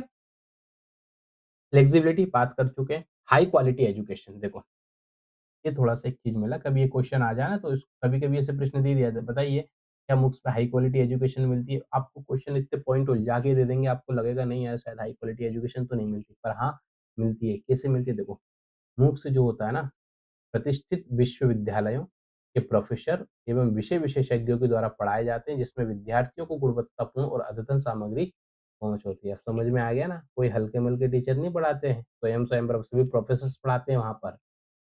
फिर वैश्विक शिक्षा समुदाय ग्लोबल लर्निंग कम्युनिटी बनती है इससे बिल्कुल। मुख्य शिक्षार्थियों को दुनिया भर के लोगों से जोड़ने के अवसर देते हैं जिससे व्यक्तियों वैश्विक सहयोग विचार विनिमय और ज्ञान साझाकरण को बढ़ावा मिलता है। क्लियर? सस्ती शिक्षा नहीं अफोर्डेबिलिटी की बात यहाँ पर की जा रही है। ऑब्वियसली MOOCs पारंपरिक शिक्षा का एक किफ़ायती विकल्प है। कई पाठ्यक्रम निःशुल्क या बहुत कम शुल्क पर उपलब्ध होते हैं। अब आपको देखिए कैसे। अब जब से ये ऑनलाइन एजुकेशन आई है, जो फीस आप ऑफलाइन में जाके 1.5 लाख रुपए, 2 लाख रुपए, 2.5 लाख रुपए में देते थे, आज वह कोर्स आप कम से कम 20-30 हज़ार में ले लेते हो। बड़े संस्थान की बात कर रहा हूँ, मैं नाम नहीं लूँगा किसी भी इंस्टीट्यूट का, ठीक है?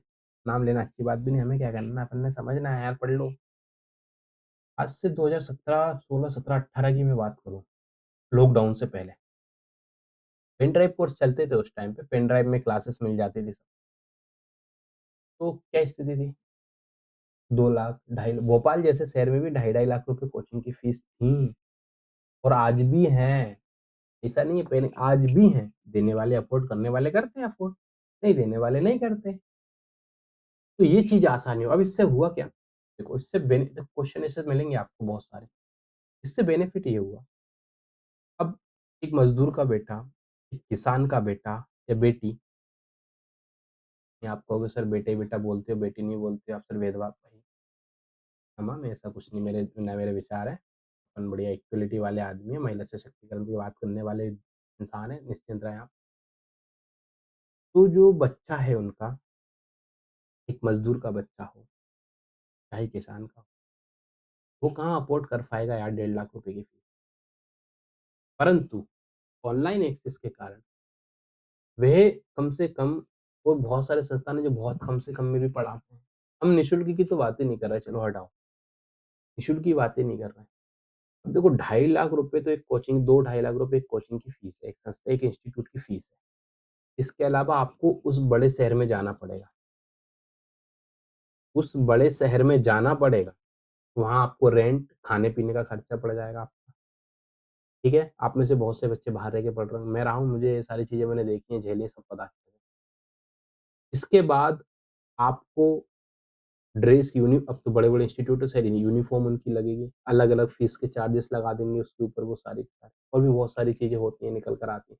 मेडिकल वाले स्टूडेंट तो बहुत बेहतर समझेंगे इस सब चीज़ों को, कैसे उनको लूटा जाता है, परंतु ये फिर बाद में वो भी लूटते हैं, है कि नहीं? है कोई ऐसा मेडिकल वाला? हाँ? बाद में फिर वो भी लूटते हैं दिल से। हाथ देखने के खूब पैसे कमाते हैं, सिर्फ़ हाथ देखने के ₹500 फ़ीस होती है उन लोगों की, हज़ार-हज़ार रुपए फ़ीस, 500 तो गए ज़माने, अब तो 800-900। मुझे कभी-कभी अपनी माताजी को लेके जाना पड़ता है, उनको जो डॉक्टर देखता है भोपाल में एक बड़ा हॉस्पिटल है, ₹1200 फ़ीस लेती है उसकी। चलिए, तो ये सारी चीज़ें हमको अब मिली हैं ऑनलाइन से ये फ़ायदा हुआ है बेनिफिट। हुँ, आज हर तरह का विद्यार्थी आज जो 2 लाख का कोर्स है, वह विद्यार्थी आराम से उसको ईज़िली 20,000, 10,000, 15,000, 2,000, 5,000 जो लाखों के जो कोर्स थे वो 2-2 ढाई-ढाई हज़ार रुपए में मिल बहुत सारे प्लेटफ़ॉर्म पे मिल रहे हैं हमको। अब कितना ज़मीन आसमान का अंतर है यार। वरना वो बच्चा तो कभी सोच ही नहीं सकता। तो आज कॉम्पिटिशन बढ़ने का एक ये भी रीज़न है। अब ये इसको हम नेगेटिव वे में मत देखो आप, इसको आप पॉज़िटिव देखो। तो जो निचला वर्ग का जो व्यक्ति है, जो विद्यार्थी है, वह भी आज मुख्य धारा में कल को आ सकता है। क्यों? आज वो कम्पीट करेगा और इससे एक फ़ायदा और भी है। कॉम्पिटिशन बढ़ने के एक फ़ायदा तो ये है कि जो जो वर्ग सालों से जो वर्ग पिछड़ा हुआ था, पहले क्या होता था? जो पहले से बड़ा आदमी है, अफ़सर है, उन्हीं के बच्चे अफ़सर बनते थे। क्यों? गाइडेंस बचपन से मिल रही है, सारी की सारी चीज़ें मिल रही हैं उनको। सपोर्ट है, फाइनेंशियल प्रॉब्लम नहीं है, एक्सेसिबिलिटी उनको अवेलेबल है सारी की सारी। लेकिन जो गरीब विद्यार्थी होगा, उसके लिए तो वही है भाई, पढ़ लो यहाँ तक बार 10वीं 12वीं पे करा दी, बहुत बड़ी बात है और महिला गर्ल्स एजुकेशन की तो बात ही मत करो। परंतु ये online education massive online open course आने के बाद ये चीज़ें बहुत ज़्यादा आसान हो गई हैं, ठीक है? हम यहाँ किसी प्राइवेट की बात एग्ज़ाम्पल पे दे रहा हूँ आपको प्राइवेट की बात, लेकिन यहाँ बहुत सारी गवर्नमेंट सरकार की तरफ से ऐसे इनिशिएटिव्स किए जाते हैं जहाँ से एजुकेशन बहुत ज़्यादा अफोर्डेबल होती है और सभी तक पहुँच मिल जाती है। अब देखो वैरायटी ऑफ सब्जेक्ट की बात की जाती है अर्थात MOOCs माध्यम से विद्यार्थी विज्ञान, कला किसी भी विषय में आप जाइए आप एक्सेस लेस आप एमबीबीएस घर बैठे कर सकते हो। बस संबंधित मान्यता चाहिए तो आपको एडमिशन चाहिए पड़ेगा, परंतु उसके लिए आप कोचिंग जाने की आवश्यकता नहीं है आपको ऑफलाइन कहीं भी। आप घर बैठे अच्छे से एक्सेस ले सकते हो, कोई दिक्कत नहीं। MOOCs से विद्यार्थियों को आत्म अनुशासन, ठीक है? आत्म अनुशासन सेल्फ डिसिप्लिन की बात की जा रही है, की भावना विकसित करते हैं क्योंकि अध्ययन उनकी अपनी ज़िम्मेदारी पर आधारित होता है। ये बात बहुत बड़ी बात है क्योंकि अब रिस्पॉन्सिबिलिटी आपकी है। आप पढ़ो तो पढ़ो, ना पढ़ो तो ना पढ़ो। भला किसी को फ़र्क पड़ने वाला है। मुझे भी नहीं पढ़ना पड़ेगा, मैं अपना पढ़ा के निकल लूँगा। मुझे जो पढ़ना था, मुझे अपने जीवन में जो हासिल करना था, मैं कर चुका। परंतु अब जो आप क्लासेस देख रहे हैं, ये आप पे निर्भर करेगा, अपने भविष्य को आपको कितना बनाना है। ये इसलिए कहा जाता है सेल्फ डिसिप्लिन होता है। Self discipline and self motivated होता है। ठीक? चलिए आगे बढ़ते हैं और कुछ चीज़ों को देख लेते हैं। अब कुछ चैलेंजेस भी होते हैं, फिर वही कहता हूँ, जो चीज़ आसान होती है उसमें बहुत सारे वेरिएस भी होते हैं। क्यों होते हैं वेरिएस? उन सबको हम पढ़ लेते हैं। क्या लिखा है इसमें देखिए सबसे पहले क्या लिखा है? निम्न पूर्णता दर होती है। बिल्कुल MOOC की सबसे बड़ी चुनौती इसमें नामांकन बनने वाले विद्यार्थी पाठ्यक्रम को पूरा नहीं कर पाते सर। पूरा विद्यार्थी पाठ्यक्रम को पूरा नहीं कर पाते। प्रेरणा, समय निरंतरता की कमी के कारण ड्रॉप आउट रेट बहुत अधिक रहता है। रीज़न्स होते हैं, अभी इतना वैलिड पॉइंट तो नहीं है परंतु ठीक है, ये तो है एक तरह से तो पॉइंट देखा ही जाएगा ये। ठीक है, क्योंकि यहाँ पर आपके पास फ़ोर्स नहीं है ना, आपको पढ़ना पढ़ लिए, इतना पढ़ना अब नहीं कर रहा मन पढ़ने का, हटाओ छोड़ो नहीं करना हमको, ठीक है? ये वाली बात की जा रही है। फिर आता है लिमिटेड इंटरेक्शन विद इंस्ट्रक्टर अर्थात MOOCs में शिक्षक और विद्यार्थियों के बीच प्रत्यक्ष संवाद बहुत सीमित होता है। व्यक्तिगत फीडबैक और मार्गदर्शन का अभाव होता है, जिससे सीखने की गुणवत्ता क्या होती है? प्रभावित होती है, इफेक्टिव होती है। ठीक है, औपचारिक मान्यता का अभाव रहता है अर्थात इस चीज़ की बात की जा रही है लैक ऑफ फॉर्मल रिकॉग्निशन अर्थात यद्यपि MOOCs प्रमाण पत्र प्रदान करते हैं, लेकिन कई योग्यता और शैक्षणिक संस्थान उन्हें पारंपरिक डिग्री के समकक्ष नहीं किसी ने दे दी, अब जैसे कि बुक्स में किसी ऑनलाइन संस्थान ने तो वो डिग्री आपको दे दी, आपने एमबी का कोर्स किया, आपने बीए का कोर्स किया। परंतु उसको बहुत सारे अन्य जो संस्थान होते हैं जहाँ आपको उसका यूज़ होना है, वहाँ माँगी गई, उसको रिजेक्ट कर देते हैं।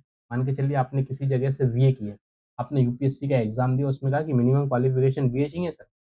अब आपने एक ऐसे संस्थान से ऑनलाइन माध्यम में आपने बीए की डिग्री ली थी, लेकिन यूपीएससी ने उसको खारिज कर दिया कि भाई इसकी मैं वैलिड नहीं करूँगा।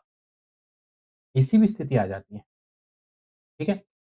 फिर आत्म अनुशासन और प्रेरणा की आवश्यकता need to self discipline motivation MOOCs की में सफलता के लिए विद्यार्थियों को आत्म अनुशासन समय प्रबंधन और स्व प्रेरणा का होना बहुत ज्यादा अनिवार्य होता है क्योंकि यहाँ कोई प्रत्यक्ष निगरानी नहीं होती है ठीक है समझ में आ रहा है आपको तकनीकी निर्भरता की बात की गई अर्थात डिपेंडेंस ऑफ टेक्नोलॉजी आपको पूरी तरह से तकनीक पर आभार अब देखो पढ़ चुके हैं ना हम पहले वो ये पॉइंट नेट नहीं होगा डिवाइस नहीं होगे तो कहाँ से करोगे सर इतनी स्थिति भी आती है फिर आता है व्यवहारिक यानी कि डिफिकल्टी इन प्रैक्टिकल सब्जेक्ट अब जो प्रैक्टिकल जैसे लैब वगैरह जो सब्जेक्ट होते हैं जहाँ हमको प्रैक्टिकल्स करना पड़ता है वहाँ दिक्कतें आती हैं MOOCs में ठीक है सीमित मूल्यांकन लिमिटेड एवेल्यूएशन एंड मॉनिटरिंग होती है क्यों यहाँ पे आपके पास कोई गाइड नहीं होता ऑफलाइन में क्या होता है आप जाओगे आपको डेली आपको वहाँ एक टीचर मिलेगा, पर्सनली वहाँ गाइड ले लोगे, ऑनलाइन तो थोड़ी हो पाता है। वो बात अलग है, मैंने आपको व्हाट्सएप की सुविधा दी, आप मुझे मैसेज करके पूछ ही लेते हो, कुछ ना कुछ दिक्कतें आती हो तो। क्लियर? पर अभी स्टूडेंट कम है, तो अभी मैं आंसर भी कर देता हूँ सबके, पर लेकिन जब बहुत ज़्यादा स्टूडेंट होंगे तो समय सबको देने में बहुत ज़्यादा समय लगेगा मुझे। तो ये चीज़ें दिक्कत ज़रूर आ जाती है मैसेज ऑनलाइन। परंतु दिन अब जैसे कि ऐसा नहीं है, टीम बैठी रहती है, जो बड़े-बड़े इंस्टीट्यूट उनके पास टीम रहती है। मैं तो सिंगल आदमी हूँ, मेरे पास तो कोई टीम नहीं है, मुझे खुद करना है अपना अभी फिलहाल।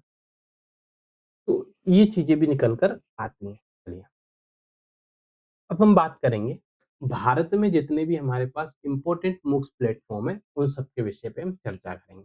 ठीक है? चलिए, थोड़ा पानी-वानी पी लेते हैं, है ना? बहुत वेट कर लीजिए तब तक आप ये।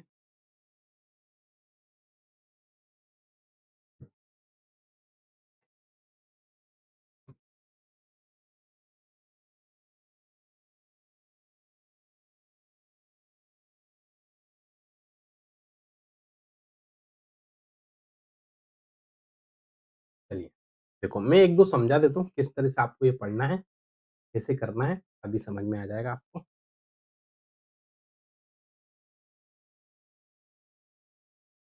1 मिनट में थोड़ा जो साइड का अपनी लाइट लगी है, इसको थोड़ा सही अभी की सफाई की वजह से मैं अम्ब्रेला वो अपना लगाना भूल गया इसका कवर, तो मेरी आँख पे पड़ी तो मेरा सर दर्द होने लगा। आप जब तक ये रीड कीजिए, वो लाइट दे चलिए, पढ़िए 2 मिनट का। चलिए देखते हैं, अभी करते हैं अपन इसको ना, 1 मिनट कर लेते हैं अपन इस क्लास को, फिर करते हैं, देखेंगे थोड़ी देर और। भारत के प्रमुख बुक्स प्लेटफ़ॉर्म, ये हमको इसमें पढ़ के जाना है, बहुत इम्पोर्टेंट है सर ये। अभी जितने भी टाइ ये तो अभी जो चीज़ें समझे नहीं, ये तो सिंपल चीज़ें थी। मेन चीज़ तो अब ये है, यहाँ से स्टार्ट होती हैं आपकी सारी की सारी। आपको सर 45 मिनट ऐसे ही बर्बाद कर दिए। भाई साहब इसलिए बर्बाद कर दिए क्योंकि ये कैसे समझ में आयोगे? क्योंकि बहुत सारे क्वेश्चन आपके पास ऐसे भी बनते हैं। तो ये है सर आपका बुक्स का एक और पार्ट जो बहुत ज़्यादा इम्पोर्टेंट है। सबसे पहले हम बात करेंगे स्वयं, जिनकी फुल फॉर्म किस-किस को याद है बिना देखे बता देना। हायर एजुकेशन पढ़ी है? नहीं पढ़ी है? जिन्होंने हायर एजुकेशन नहीं पढ़ी है ना, उनसे तो कुछ नहीं कहूँगा। जिन्होंने पढ़ा है ना, गलत मत बता देना इसका। क्या है? Study depths of active learning for young aspiring minds. चलिए भाई, स्वयं क्या है? स्वयं के विषय में यहाँ मैंने शॉर्ट में दिया है स्वयं को, हायर एजुकेशन में बहुत डिटेल से पढ़ा है। स्वयं क्या है? स्वयं भारत सरकार का एक पहल है, जिसे कौन ऑपरेट करता है? शिक्षा मंत्रालय ने किसने किया था? शिक्षा मंत्रालय ने शुरू किया था। इसका उद्देश्य, ये इसकी लाइन याद रखना, सबके लिए शिक्षा कहीं भी और कभी भी। सबके लिए शिक्षा कहीं भी और कभी भी। ये प्लेटफ़ॉर्म स्कूल से लेकर विश्वविद्यालय स्तर तक के कोर्स को जो है वो निःशुल्क उपलब्ध कराता है, याद रखना। कहाँ से लेके कहाँ तक? स्कूल से लेके विश्वविद्यालय तक के जितने भी कोर्स होते हैं उन सबको ये क्या करता है? निःशुल्क उपलब्ध कराता है। इसमें यूजीसी, एआईसीटीई ये हमारे संस्थान हैं, या हायर एजुकेशन में पढ़ा चुका हूँ, यहाँ पढ़ाने की आवश्यकता नहीं है मुझे।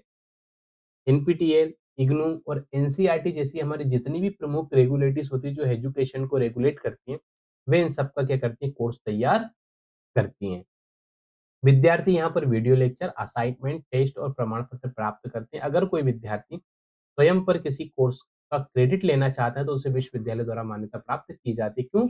ये सरकारी प्लेटफ़ॉर्म, आप जाइए स्वयं की वेबसाइट पे, वहाँ चेक करके अच्छे से देख सकते हैं। अब आवश्यकता नहीं है आपको किसी चीज़ की, ठीक है? सर्टिफ़िकेट मिलता है, बाकायदा सर्टिफ़िकेट मिलता है आपको, निश्चित रहिए। फिर आता है स्वयं प्रभा। स्वयं प्रभा के विषय में हमने डिटेल से पढ़ चुके हैं, ये हम शॉर्ट में पढ़ के निकल लेते हैं। चलिए, स्वयं प्रभा क्या है? ये भी भारत सरकार की एक डीटीएच यानी डायरेक्ट टू होम छतरी लगी रहती है ना हम सबके घर पे, ठीक है? डायरेक्ट टू होम सेवा है। डीटीएच समझते हैं ना, डीटीएच क्या होता है? रिसीवर होता है जो फ्री चलते हैं चैनल डीटीएच के, ठीक है? जिसके माध्यम से हम क्या करते हैं 24/7 24/7 आपके एजुकेशनल चैनल जो होते हैं हमारे उपग्रह के ज़रिए, कौन-सा था हमने अच्छा एक जिन्होंने पढ़ा है ना, हम किस सैटेलाइट से ये चैनल्स को हम डीटीएच पे दिखाते हैं, आप मुझे कमेंट्स करके बताना।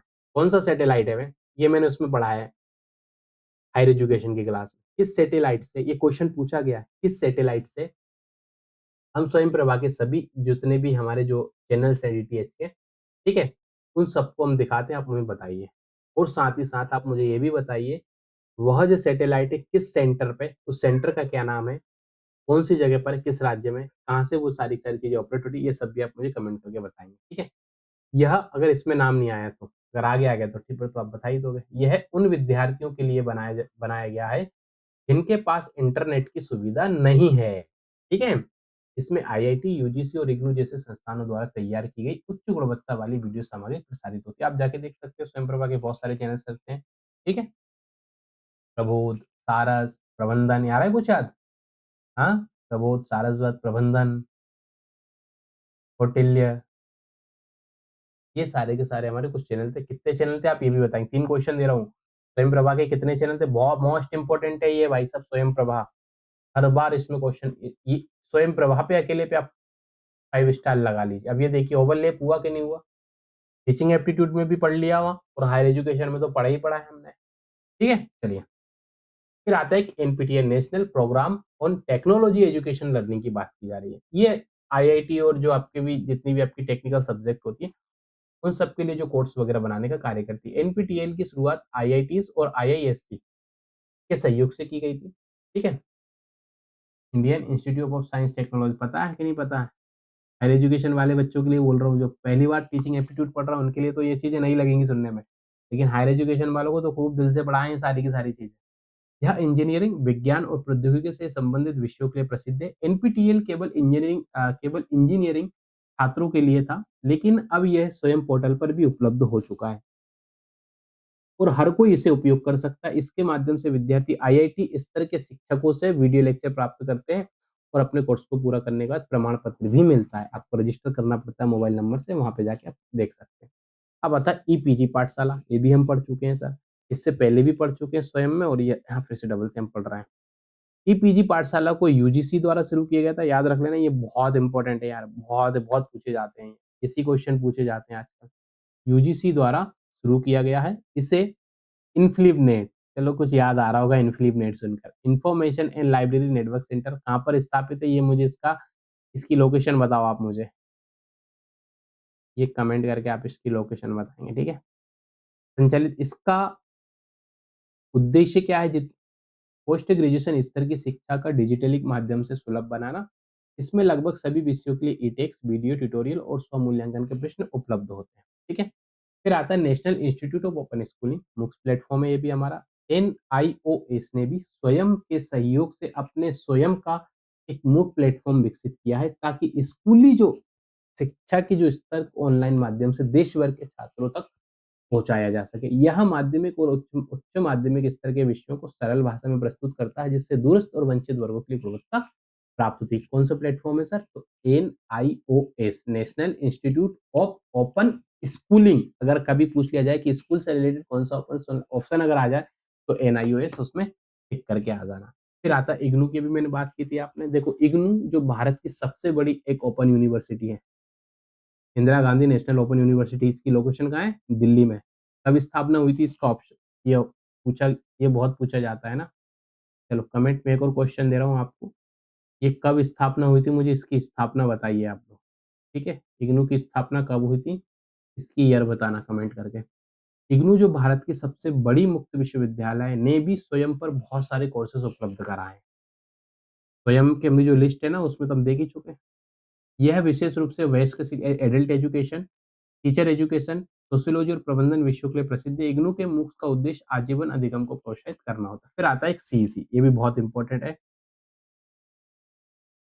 कंसर्टम फॉर एजुकेशनल कम्युनिकेशन। ये बहुत इंपॉर्टेंट है सर। ये स्वयं आप जब पढ़ोगे ना, स्वयं प्रभा के जो चैनल, जिसे यूजीसी के द्वारा स्थापित किया गया था, विश्वविद्यालय स्तर की शिक्षा के लिए ऑडियो वीडियो सामग्री तैयार करता है। यह मूक और स्वयं दोनों प्लेटफॉर्म पर सक्रिय है। इसका लक्ष्य उच्च शिक्षा में डिजिटल एजुकेशन संसाधनों को क्या होता है? बढ़ावा देना है। ठीक है? चलिए आगे बढ़ते हैं।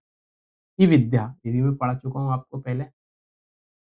ई-विद्या क्या है सर? ई-विद्या भारत सरकार की एक प्रमुख डिजिटल पहल है, जिसका उद्देश्य विभिन्न भारतीय शैक्षणिक संस्थानों के संसाधनों को एकीकृत करके एक व्यापक और सर्वसुलभ प्रशिक्षण प्लेटफ़ॉर्म प्रदान करना है। इस प्लेटफ़ॉर्म के माध्यम से विद्यार्थी को विषय विशिष्ट पाठ्यक्रमों, वीडियो लेक्चर, ट्यूटोरियल्स, क्विज़ और ई-बुक्स जैसी विविध शिक्षण सामग्री उपलब्ध कराई जाती है। विद्या का लक्ष्य क्या होता है सर? शिक्षा का डिजिटलकरण माध्यम से सभी तक पहुंचना, पारंपरिक शिक्षा प्रणाली को समाप्त करना। The main goal of e Vidya is a make education accessible to all through digital means and to overcome the limitation for traditional classroom system। ये तो सब में अप्लाई हो जाता है जितने भी आप मिलते हैं, परंतु ये जो लिखना वो ऊपर याद क्या लिखा, पहली जो लाइन, ई विद्या भारत सरकार की एक डिजिटल शिक्षा पहल है। ठीक है? डिजिटल एजुकेशन इनिशिएटिव है, by the government of India के द्वारा ये लाया गया था। ठीक है? उद्देश्य क्या था? जितने भी आपके विभिन्न शैक्षणिक संस्थान यानी इंस्टीट्यूशनल है, एजुकेशनल इंस्टीट्यूट के संसाधनों को क्या करना था? एकीकृत करके एक व्यापक और सर्वसुलभ शिक्षा प्लेटफ़ॉर्म प्रदान करना है। चलिए, ठीक है? ये भी हम पढ़ चुके हैं डिटेल से। ई-विद्या प्लेटफ़ॉर्म विद्यालयी शिक्षा से लेकर हायर एजुकेशन तक के लिए उपयोगी सभी सामग्री उपलब्ध करता है। इसका जो वही सीधी बात है, आप देखो one nation, one digital education के सिद्धांत को इसकी ये लाइन याद रखना भाई साहब, ई-विद्या की बहुत पूछी जाती हैं, सारी चीज़ें भी पूछ ली जाती हैं। एजुकेशन यूजीसी में ऐसी चीज़ है ना, बहुत पूछी जाती हैं। One nation, one digital education, एक राष्ट्र, एक डिजिटल साक्षरता, ठीक है? या शिक्षा कह लीजिए। ई-विद्या के तरह विभिन्न पहले अब देखो ई-विद्या के अंतर्गत एक ई-विद्या ना एक बड़ी स्कीम है भारत सरकार की। क्या था? सभी कोर्सेज़ को एकीकृत करना, एक प्लेटफ़ॉर्म पर लेकर आना। अब देखो इसके अंतर्गत एक तो दीक्षा मैं पढ़ा चुका हूँ आपको हायर एजुकेशन में। दीक्षा, स्वयं, स्वयं प्रभा, रेडियो पॉडकास्ट आधारित शिक्षण माध्यम जो डिजिटल शिक्षा को समावेशी और प्रभावी बनाता है। ठीक है? चलिए, इसकी वेबसाइट अगर आप देखना चाहें, आधिकारिक वेबसाइट ये है इसकी digitalindia.government.in पर आपकी ऑफ़िशियल इसकी वेबसाइट है। चलिए, ये पीजी पाठशाला, पीजी लिखा समझ में आ गया। ये पीजी पाठशाला भारत सरकार के शिक्षा मंत्रालय और विश्वविद्यालय अनुदान आयोग की एक बहुत ही महत्वपूर्ण एक डिजिटल इनिशिएटिव है, जिसे इनफ्लिबनेट के द्वारा संचालित किया जाता है। फिर इनफ्लिबनेट को इसको भी हम लोग है ना पढ़ चुके हैं। इसको आप अगर जो टीचिंग वाले स्टूडेंट है ना, इसको पढ़ के जाना अलग से, जो अन्य एग्ज़ाम वाले जो टीचिंग एप्टीट्यूड यहाँ देख रहे हैं। इनफ्लिबनेट को मैं हायर एजुकेशन पढ़ा चुका हूँ, आप इसको अलग से सर्च करके इसके विषय में क्रोम पे, गूगल पे जहाँ भी पढ़ना चाहते हैं, पढ़ के इसके विषय में देख लीजिएगा। इनफ्लिबनेट क्या है, क्या कार्य करता है, इसके कौन-सा सैटेलाइट वगैरह यूज़ होता है इसके द्वारा, वो सब चीज़ें अच्छे से देख के जाना, ठीक है?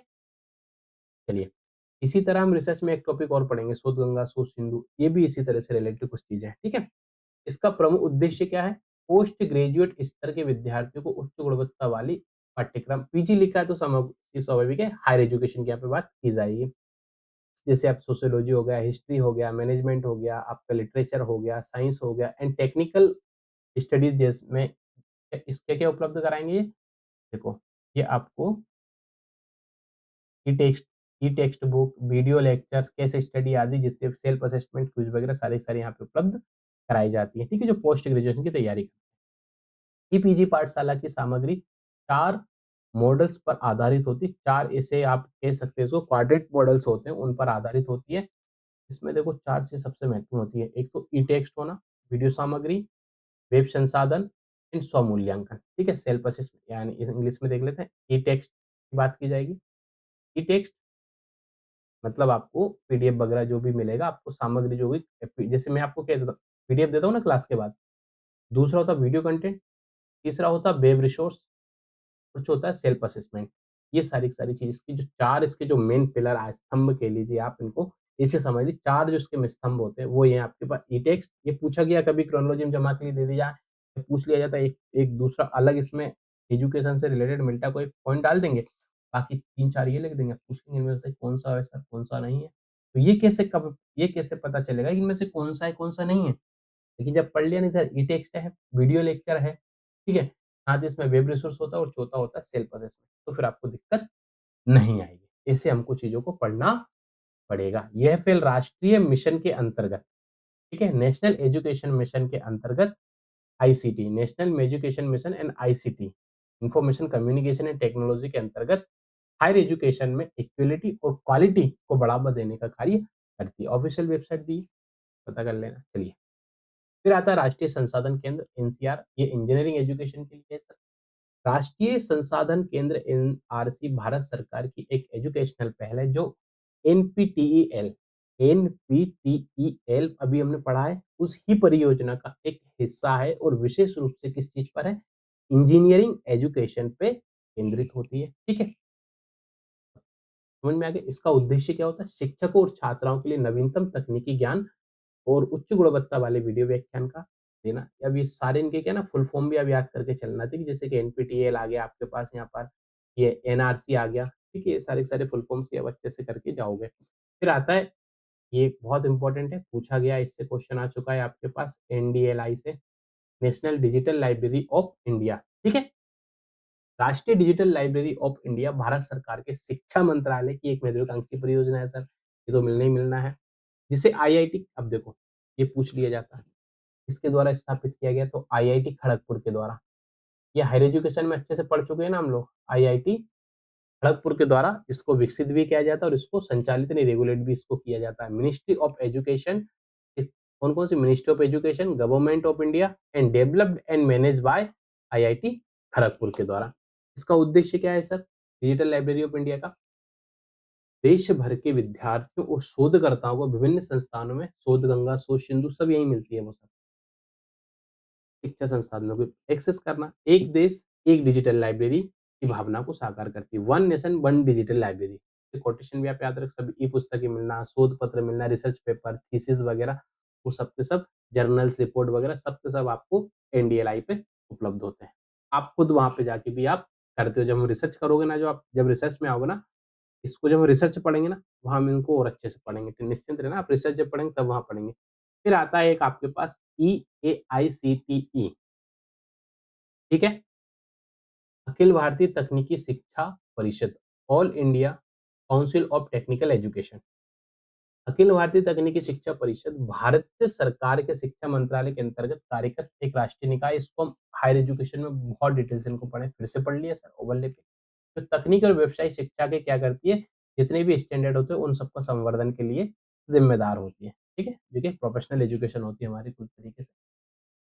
ईएसआईटी के प्रमुख संस्थानों के में ई लर्निंग हो गया, मूक्स, डिजिटल कोर्स और प्रशिक्षण कार्यक्रम उपलब्ध होते हैं। कोई सारी की सारी चीजें मिलेंगी आपको, पढ़ लेना आप इसको आराम से, ठीक है? इन पहलों का उद्देश्य शिक्षा को कोई सा डिजिटल तकनीक। फिर एक था आईआईटी बॉम्बे का स्पोकन ट्यूटोरियल प्रोजेक्ट। अब देखो ये नया वर्ड मिल गया, ये हमने कहीं नहीं पढ़ा। स्पोकन ट्यूटोरियल प्रोजेक्ट अर्थात स्पोकन ट्यूटोरियल प्रोजेक्ट भारत सरकार के किसके द्वारा? शिक्षा मंत्रालय द्वारा वित्त पोषित आईआईटी बॉम्बे द्वारा विकसित और ओपन सोर्स लर्निंग की एक पहल है, ठीक है? इस परियोजना का उद्देश्य क्या है? भारत में शिक्षकों और विद्यार्थियों और आम जन को प्रोग्रामिंग भाषाओं, सॉफ्टवेयर टूल्स और तकनीकी कौशलों का प्रशिक्षण देना होता है। प्रोग्रामिंग भाषाओं, पता है जावा आईसीटी में पढ़ चुके हैं, क्या होती है प्रोग्रामिंग भाषा, सॉफ्टवेयर टूल्स पढ़ चुके हैं, टेक्निकल स्किल्स भी हम लोग आईसीटी में समझ चुके हैं। उन सब की आपको आईआईटी बॉम्बे द्वारा स्थापित स्पोकन ट्यूटोरियल प्रोजेक्ट के माध्यम से सारी सारी एजुकेशन दी जाती है। स्पोकन ट्यूटोरियल छोटे-छोटे वीडियो लेक्चर्स के रूप में उपलब्ध होते हैं। अच्छे इसमें लिखा भी है C and C plus plus, Java, Linux, LibreOffice, LaTeX, PHP आदि जैसे विषयों को सरल और क्रमबद्ध तरीके से समझाए जाते हैं, ठीक है? इन ट्यूटोरियल की विशेषता ये है कि कई भारतीय भाषाओं में उपलब्ध होते हैं, जिससे ये पहल देश भर के विभिन्न भाषाई पृष्ठभूमि वाले क्षेत्रों के लिए भी सुलभ बन सकती है। क्लियर? चलिए और देखते क्या है। IIT Madras online learning platform, IIT Madras online learning platform भी आईआईटी मद्रास के द्वारा डेवलप्ड है। ये क्या है, किस टेक, अब देखो आईआईटी मद्रास द्वारा डेवलप्ड है, तो स्वाभाविक है आईआईटी मद्रास के प्रोफेसर पढ़ाएंगे उसमें। और आईआईटी मद्रास के प्रोफेसर क्या पढ़ाएंगे सर? टेक्निकल एजुकेशन पढ़ाएंगे। तो सर पढ़ लो ना इसको। आईआईटी मद्रास का ये प्लेटफॉर्म एक बहुत ही इंपॉर्टेंट डिजिटल एजुकेशनल इनिशिएटिव है, जो प्रौद्योगिकी यानी technology, engineering, data science, management आदि विषयों के ऑनलाइन कोर्स उपलब्ध करता है सर। यहाँ सेल्फ पास और प्रशिक्षक निर्देशित यानी इंस्ट्रक्टर लेड दोनों प्रकार के कोर्स उपलब्ध होते हैं, जिन्हें शिक्षार्थी अपनी सुविधा के अनुसार पूरा कर सकते हैं। आईआईटी मद्रास प्रमाण पत्र प्रदान किया जाता है, सर्टिफिकेट मिलेगा इसके लिए। एक high quality and online technical education आपको प्रोवाइड कराई जाती है। फिर आता है नेशनल एजुकेशन मिशन आईसीटी के माध्यम से। अभी हमने पढ़ा था नेशनल एजुकेशन मिशन आईसीटी, अब उसको डिटेल से हम इसमें पढ़ लो। क्या है सर? ये देखो, राष्ट्रीय शिक्षा मिशन इंफॉर्मेशन कम्युनिकेशन टेक्नोलॉजी के माध्यम से भारत सरकार के शिक्षा मंत्रालय की एक बहुत ही महत्वपूर्ण परियोजना है। इसका उद्देश्य क्या है सर? सूचना एवं संचार प्रौद्योगिकी के माध्यम से यानी इंफॉर्मेशन कम्युनिकेशन टेक्नोलॉजी के माध्यम से एजुकेशन की जो पहुंच और उसकी जो क्वालिटी को क्या है ना बहुत ज्यादा इंक्रीज करना होता है। इस परियोजना में आईआईटीज हैं, बहुत सारे में से आईएम्स है और बहुत से हमारे हमारे अन्य जो भी नेशनल इंस्टीट्यूट है वो सब के सब इसमें सहयोग करती हैं और इस चीज को क्या करती हैं, डेवलप्ड करती हैं, जिसके अंतर्गत हमारे एक स्वयं आ गया, एनपीटीईएल आ गया, ईपीजी पाठशाला, स्पोकन ट्यूटोरियल और कई भी बहुत सारी हमारे पास इनिशिएटिव चलते हैं, ठीक है? ये निःशुल्क एक डिजिटल सामग्रियाँ मिलती हैं इस पे, समान, सुलभ और गुणवत्ता डिजिटल शिक्षा। ये पहल भारत में समान, सुलभ और गुणवत्तापूर्ण डिजिटल एजुकेशन, ठीक है? Equitable, accessible and quality digital education की बात करता है। समझ में आ गया आपको?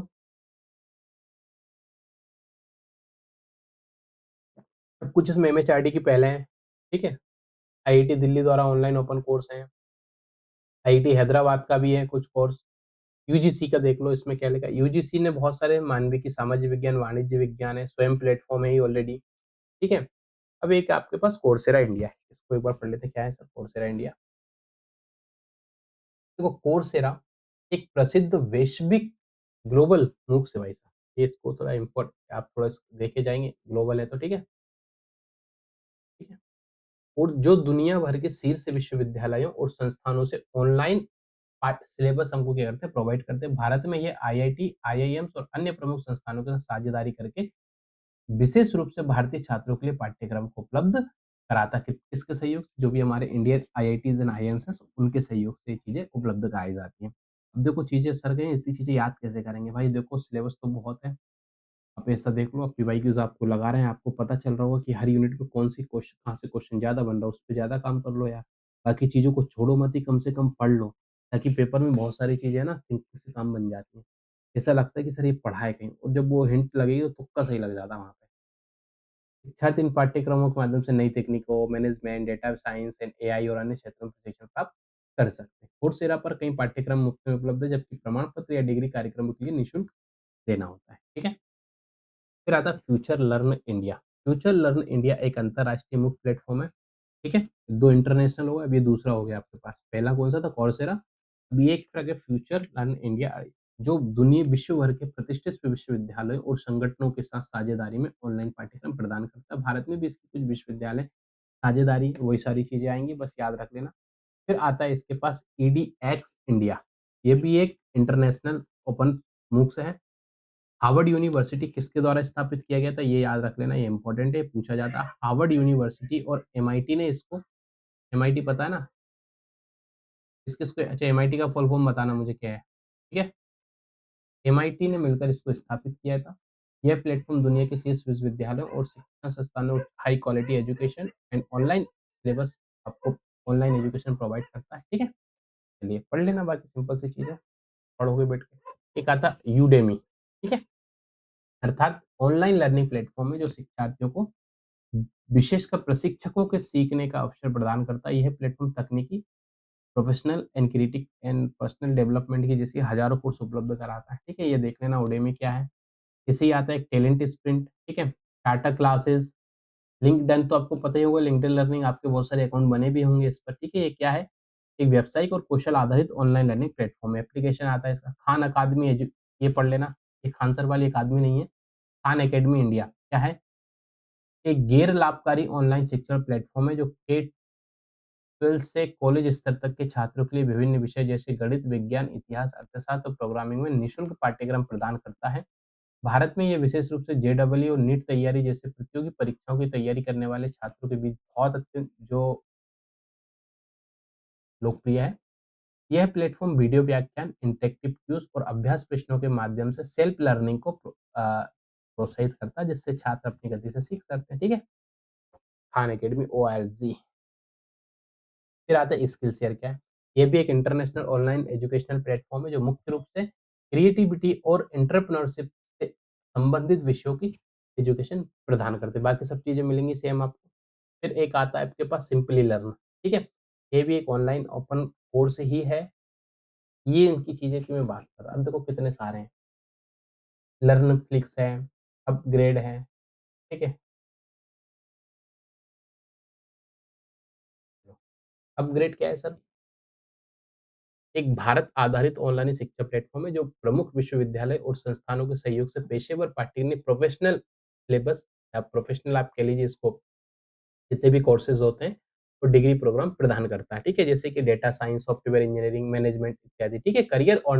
ये जो होता है ना, करियर उन्मुख क्षेत्रों पर ज़्यादा केंद्रित होता है। वही तो बात की डेटा साइंस हो गया सर, इंजीनियरिंग हो गई, मैनेजमेंट हो गया, ठीक है? करियर ओरिएंटेड डोमेन साथ में आता है। कौन-सा है? अपग्रेड कह लीजिए, ठीक है? इसको पढ़ लेंगे। चलिए, लर्नफ्लिक्स क्या होता है सर? लर्नफ्लिक्स एक ऑनलाइन शिक्षण प्लेटफ़ॉर्म है जो छात्रों को लाइव कक्षाएँ, रिकॉर्डेड लेक्चर और यानी सेल्फ लर्निंग रिसोर्स जो है वो उपलब्ध कराता ही है। व्यक्तिगत संपादन कभी ऑप्शन आ जाए ना, तो नाम तो कम से कम पढ़ के ही चले जाना इनके, ठीक है? जो इम्पोर्टेंट है वो मैं बताते चला गया। सिंपली लर्न भी है ऑनलाइन प्रमाणन यानी कि ऑनलाइन सर्टिफ़िकेशन प्रमाणन जहाँ था यानी online certification and professional training platform maximum आपको जो मिलेंगे वो सब सर्टिफ़िकेट देते हैं, जितने भी आपके पास मूक्स प्लेटफ़ॉर्म होते हैं, वो सब के सब आपके लिए सर्टिफ़िकेट प्रोवाइड कराते हैं, इसमें कोई डाउट नहीं है, ठीक है? That's help learners build skill essential for success in today competitive industries अर्थात जो शिक्षार्थियों को आधुनिक उद्योगों में आवश्यक कौशल विकसित करने में मदद करता है। ये platform digital marketing, data science, cyber security, project management, cloud computing और आर्टिफिशियल इंटेलिजेंस जैसे क्षेत्रों में प्रशिक्षण प्रदान करता है। सिंपली लर्न की हम बात कर रहे हैं। सिंपली लर्न कई अंतर्राष्ट्रीय विश्वविद्यालयों और उद्योग विशेषज्ञों के सहयोग से कोर्स विकसित करता है, जिससे शिक्षार्थियों को वैश्विक स्तर की मान्यता और सर्टिफिकेट जो होते हैं वो प्राप्त होते हैं। स्किल शेयर भी वैसे ही एक इंटरनेशनल ऑनलाइन शिक्षण प्लेटफ़ॉर्म है जो मुख्य रूप से क्रिएटिविटी और एंटरप्रेन्योरशिप से संबंधित विषय कोर्स प्रदान करता है। बात कर ही चुके हैं हम इसके विषय में। तो खान अकादमी, लिंक्डइन में बता चुका हूँ। टाटा क्लासेस एक अभिनव ऑनलाइन शिक्षण प्लेटफ़ॉर्म है जो टाटा समूह ने केजी से लेके 12 में शिक्षण और सीखने की गुणवत्ता के उद्देश्य से विकसित किया था, ठीक है? एक इंटरैक्टिव डिजिटल सोर्स यहाँ मिल जाते हैं, ठीक है? असेसमेंट टूल्स आपको मिल जाते हैं, जितने भी आपको मिलते हैं एंगेजिंग एंड इफेक्टिव दोनों तरह के कार्य करेंगे, ठीक है? टेक्नोलॉजी इंटीग्रेशन को बढ़ावा देना, ये सारी की सारी चीज़ें इसमें की गई थी। यानी टाटा समूह के द्वारा टाटा ग्रुप है ना हमारे भारत में, उन्हीं के द्वारा ये एक इनिशिएटिव चलाया जाता है। ये बहुत सारे समय-समय पर आपके पास देखोगे ना, तो एक्टिविटीज़ कराते रहते हैं, है ना? प्रोत्साहित भी किया जाता है पुरस्कार वगैरह के लिए। फिर आता है टैलेंट स्प्रिंट अर्थात ये भी एक ऑनलाइन प्लेटफ़ॉर्म है, तकनीकी एंड व्यावसायिक क्षेत्रों में, ठीक है? आईआईटीज़ और आईएससी के सहयोग से काम करता है ये भी। जैसे कि artificial intelligence, data science, cyber security, blockchain, fintech और डिजिटल परिवर्तन जैसे क्षेत्रों में ऑनलाइन प्रमुख और सर्टिफ़िकेशन को देना होता है, ठीक है? मीडिया को बता चुका हूँ, एडेक्स इंडिया बता चुका हूँ, फ्यूचर लर्न चलिए, यूजीसी की हम बात कर चुके हैं, आईआईटी हैदराबाद है हमारे पास, तकनीक जो कंप्यूटर विज्ञान एआई है, तो ये पढ़ लो ना इनको एक-एक बार कम से कम पढ़ के चले ही जाना। अब एक जो क्लास है ना, वो हम करेंगे अभी 2 घंटे बाद, अब हम मिलेंगे 3 बजे, एलएमएस पढ़ेंगे हम नेक्स्ट क्लास में, 3 बजे। तब तक आप बढ़िया नहा लीजिए जिन्होंने नहीं नहाया हो, ठीक है? खाना नहीं खाया हो, खाना खा लीजिए, एनर्जी डाउन हो गई होगी, 1 घंटे तो हो गया होगा लगभग मुझे लगता है इस क्लास को कंप्लीट करते हुए। तो अभी मिलते हैं अपन अभी अगले सेशन पे, ठीक है? इसी क्लास को कंटिन्यू करेंगे अपन, पीडीएफ एक ही साथ ही मिलेगा, डोंट वरी है ना? अभी करने वाले हैं अभी कितना 11 बज गए होंगे ना क्लास खत्म होते-होते हमारे। हुँ, हाँ, 1 घंटे 12 मिनट की लेक्चर हो चुका है। इसको करते हैं 2 पार्ट में कर लेते हैं, एक ब्रेक ले लेते हैं अपन एक छोटा-सा। अभी आप लोग भी जाइए बढ़िया भोजन-पानी कीजिए, थोड़ा एनर्जी लेकर आइए, थोड़ा माइंड को थोड़ा रिफ्रेश करके आना है। एक बहुत इम्पोर्टेंट एलएमएस पढ़ने वाले हैं, जितने इसमें टाइप पढ़े ना, इससे ज़्यादा उसमें हम टाइप पढ़ने वाले हैं एलएमएस के। चला रहा है क्या सुनकर? कुछ नहीं कर सकते भाई, पढ़ना पड़ेगा आपको, ठीक है? तो चलिए मिलते हैं, है ना? जय हिंद मेरे सभी प्यारे साथियों को। खा लो बढ़िया अच्छे से दबा के।